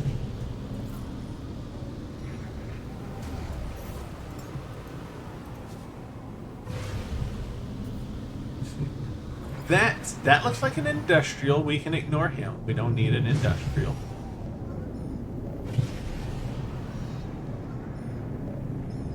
Give me all of your frigate modules.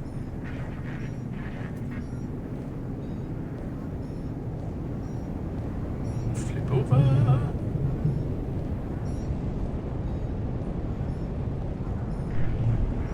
Eat.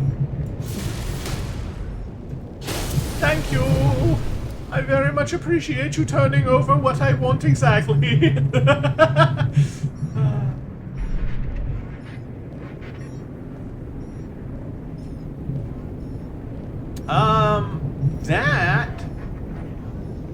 That could... I think that one's combat. Oop, okay, it decided to turn the fuck around and go point at the wrong one. You know what, though? Because it's a B class and it has all that combat, I'm gonna take it anyway. Because it can kind of pull double duty. Hey, are you? You're not, are you? You're not available for resale? Sorry, available for resale. Oh, it's such a smart ass sometimes. Okay, tell me what's in you. Warning. It won't tell me what's in that one.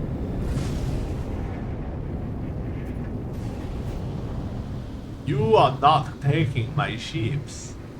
You are not blocking me off from my ships. I will get dead.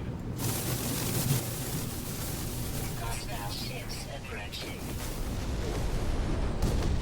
He died so fast. And I wasn't even shooting at him. I thought I was shooting at asteroids. I was just trying to clear the asteroids out of my way. Well, now. That was telling. That is an exploration ship. Are you not for hire? I need an exploration ship. Okay. Now, this is the one I popped one of the... Yeah, that's the one I popped. So, just making sure which one it was. So, this one... I think we did this one. No, we didn't. No, we didn't. No, we didn't. I don't think so. Gold, platinum, great fuel, prismatic feathers, and moon ether. Okay. So, now, the thing you gotta watch out for with any of them is they will suck you in if you get too close to their entrance thing, and it's really irritating because you then have to land and take off again and all that stuff. And so just with these, the best thing to do is just stay under them instead of going to the top, up to the top side of them. Now this is a slightly different one, but it also, I mean, they're big, but it has more of them than a lot of them that have these big ones do.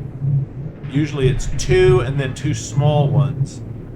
But this one has 3, 4, 5 of the big ones. So, yeah. And then I'm pretty sure it has something on the other side as well. Yeah, I'm very satisfied with these ships. There are 2 small ones, yeah. So there's the 2 small ones here. So that's 5, 6, 7, 8, 9. It has a total of 9. So it's still a lot better than the ones that we had. Oh, 10. Shit, it has 10. It has another one right there because it's longer. So yeah, there you go. Essentially these are twice as good as any of the ones in that other system. Oh, look. It also, that one counts as one as well. 11. So, yeah. This has almost as many as those do. Total. I think, though, that's all of the current crop. Warning. Threat detected. Maybe not. No. I don't think we did that one. Right there. First, we need to murderize this fella. Hostile ships approaching. That's what happens when you do them.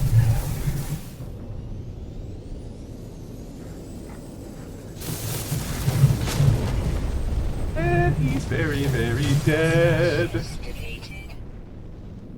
Okay, and that is the power of a supercharged layout that gives you 4 supercharged slots.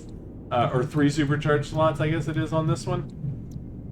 No, it's all 4. Yeah, 1 here, 1 here, 1 here, and 1 here. So we've got all 4 supercharged slots being used by this. And you might not think this one's powerful, but that extra cannon that you get from putting that in a supercharged slot basically increases everything else by 25%. Everything, including the bonuses from the others, because that extra cannon basically is an extra 25. It's an extra cannon for everything to boost. So, extra shots mean extra damage, extra speed, everything. Super awesome. Now, where were we? We were about to check some of these ships out, because I'm pretty sure I didn't do them. Alright, so this one... watch out. See? You see that blue? You watch for that blue. If you get too close, it'll suck you in. Chromatic metal. Chromatic metal.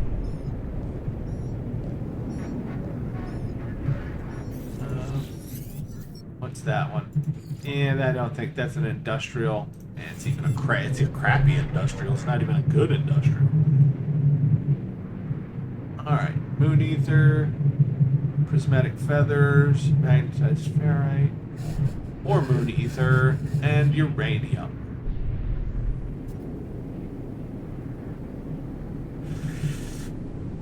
Platinum,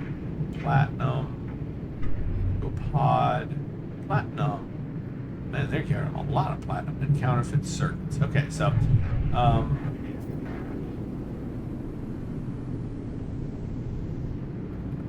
and of course, these are only one layer. Yeah, they're only one layer on that side, but there's a second layer on this side for these first three. So we'd have to check those. And that still makes them good. That's 4, 8, 9, 10, 11, 12, 13. So this one has 13. So yeah, I mean, just no matter how you stack it, even though some of them are a little harder to scan because of their layouts, all of these ships have significantly more pods than those that we saw in that other system. Those were absolutely pitiful. Oh, really? Another... But while he's great for industrial, his others are so mediocre that I'm not going to take him. Not even as a B class. Warning. Threat detected. I don't know. Well, I mean, I guess I could take him and then release one of the C classes that I have. You know, I think I may do that. Because he is better than our C classes that we currently have. And I'm not worried about a million or two that we'll lose when we do that. Because like I said, I'm going to release one of those anyway. And it's important we be able to send some of them on 3-star missions. So we want the best few. If we're only getting a few, we want the best few we can get. Where the hell was I? There it is. I would say, where the hell was I pointing? Yeah, now I don't know which one it was.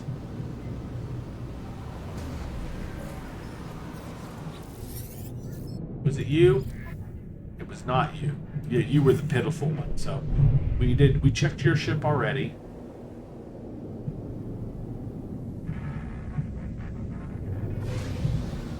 So one of these three. I don't know which one. This one. There it is. Okay, we'll take it. Couple million. Not chuffed. Not chuffed at all. I know. There's parts of the game where you're like, oh, money is so important, but this is not one of them. This is the one where you can go 10 million? Who fucking cares about 10 million? That's less than one Sentinel ship.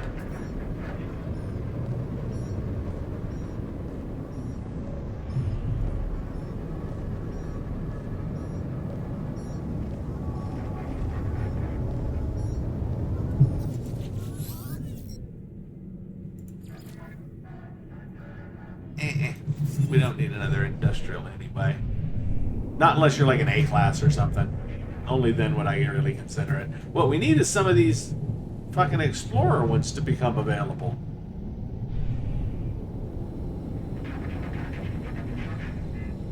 Chromatic metal, uranium, counterfeit circuits. That was look magnetized ferrite. Yeah, I was gonna say we saw it for like half a second. And then Moon Ether. And the last one, tucked in here underneath, is Prismatic Feathers. Okay. I think this should be... I don't think we did this one.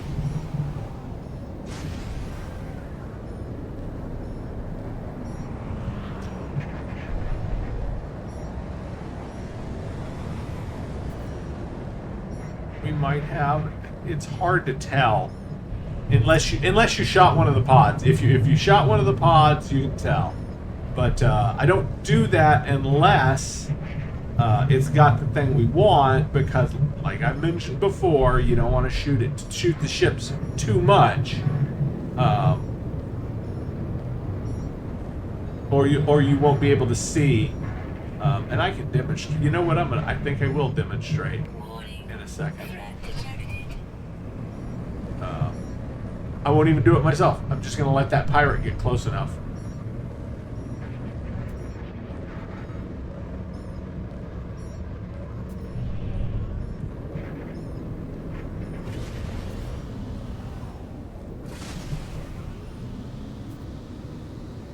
Alright, so I need to check the outer pods that I haven't looked at, which is basically like 3 of them, I guess. That one, that one, that one. There we go. Yeah, I'm not positive I checked this one, so might as well. We're waiting for the pirate to get close anyway. Cargo pod, gold, platinum, frigate fuel, prismatic feathers, and moon ether. Whoa, nope, nope, nope, don't suck me in, you bastard.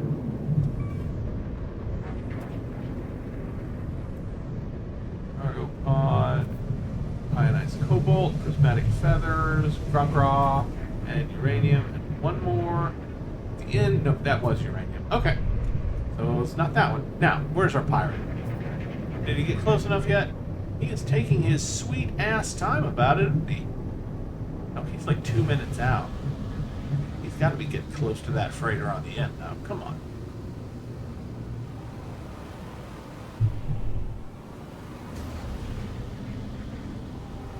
Hey, he's closing in. Come on, guy. Come on.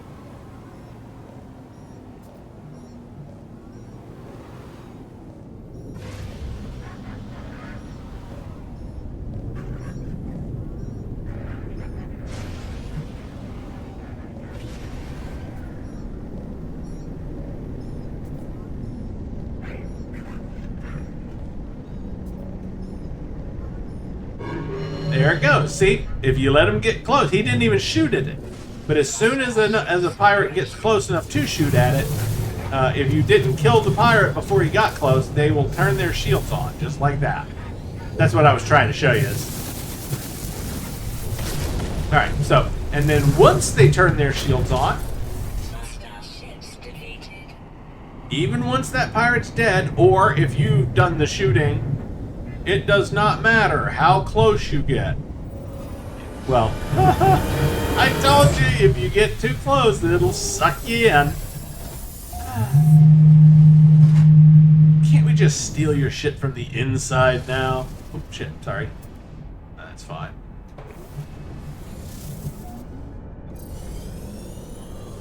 Out we go again. Okay, so, as you can see, it doesn't matter how close you get, or if you hover, or if you ram yourself into the ship, you cannot see what's in them once their shields go up. And once one ship's shields go up in the fleet, all their shields go up in the fleet. So any ship that is near the ship that shields go up, you've lost any ability to scan any of those ships. So that is why you don't shoot more than you only shoot whenever you find what it is you need, and you don't let the pirates get close. There you go. So that is the whole point of why I, have those particular rules for when you do this frigate salvage module hunting. There's some right there. Just popped into existence.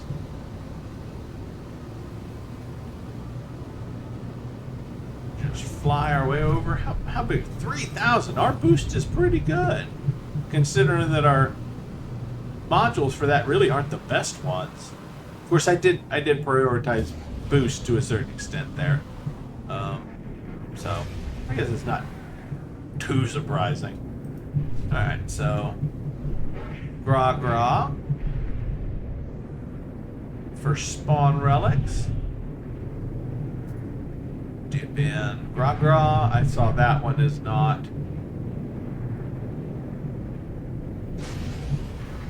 Yeah, half you can tell by the color, the other half you can tell by the length.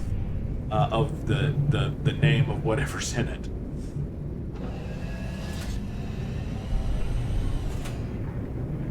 Yeah, if what we want will always be that gold color.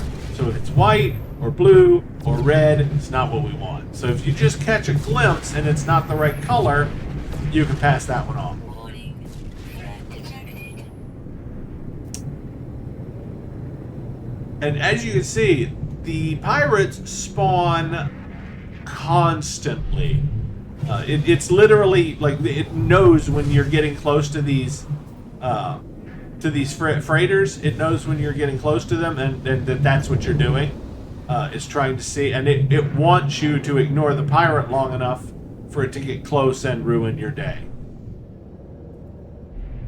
It's just like, in a way, it's just like those ships that will keep trying to get in front of you while you're farming in the asteroid fields.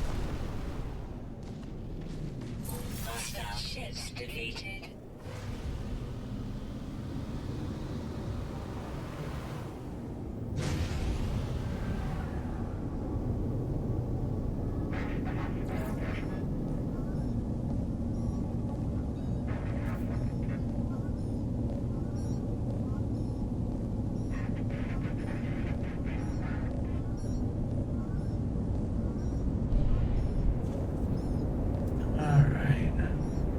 Of course, ignoring that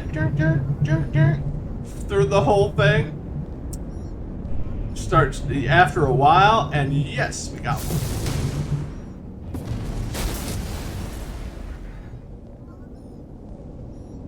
Yeah, and honestly, you're just the Outlaw rep. As far as I've been able to tell, it does absolutely nothing except tell you how big of an outlaw you are, because the Outlaws don't give you any kind of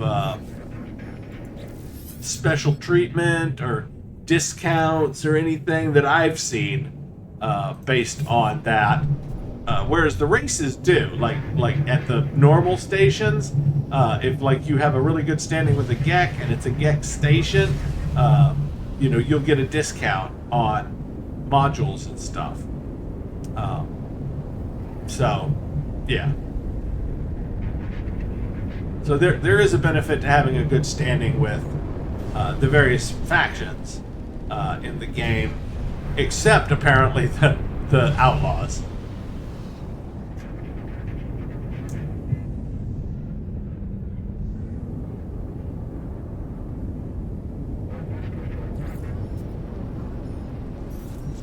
Is that the same one? I'm probably gonna keep doing that until I find, because I still need a combat, maybe 2 combat ones.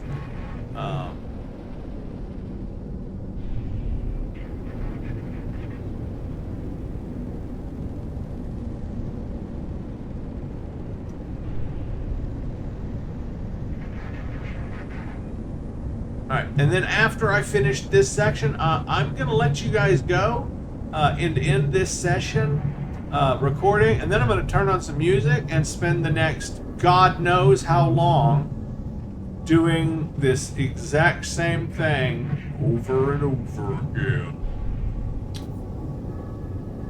And I'm just, yeah,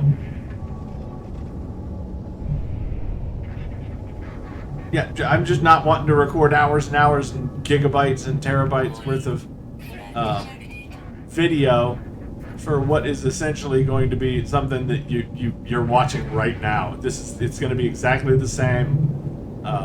Pirates spawning. I killed the pirates. I just scan another ship. I lose track of which ship I'm on. I go and decide to just go ahead and warp so I can start up a new set of ships, because I don't remember which ones I already did, etc., etc., repeat until I have, how many was it that we said? It's like 90? Somewhere in there?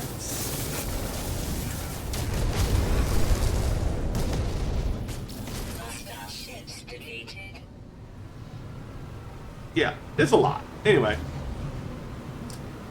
I'm gonna and like I said, I have forgotten which one I was on.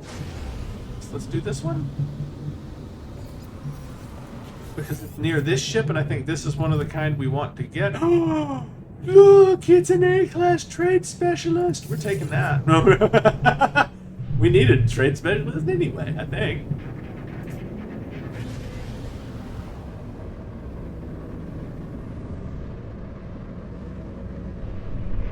Weapons, that'll be one of the last ones we get rid of when we farm our organic fleet. We'll keep that because that one will be S-class by the time we get there. To that point, by the time we've run missions and everything with them.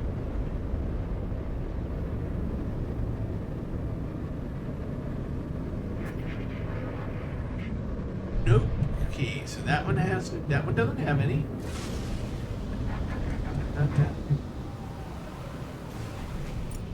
I don't think we did this one because I think I would have been like, oh, we're gonna get pulled in again. And it's cobalt. And it's cobalt. Ether, chromatic feathers, gold.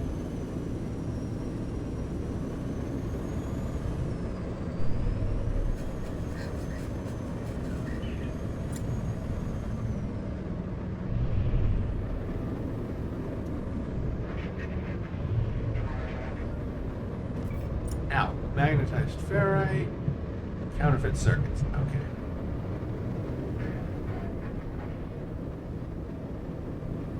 And we fly over here, and we hopefully don't get caught in. Okay, we shouldn't be caught in it from here. Magnetized ferrite. I need that other one. Friggin' fuel. Ooh. Did I see one? No, stolen DNA. Fuck. Okay. Yeah, that one's close enough that sometimes it can fool you for a second. You have to go back and look again. Cargo pod and grog. Okay.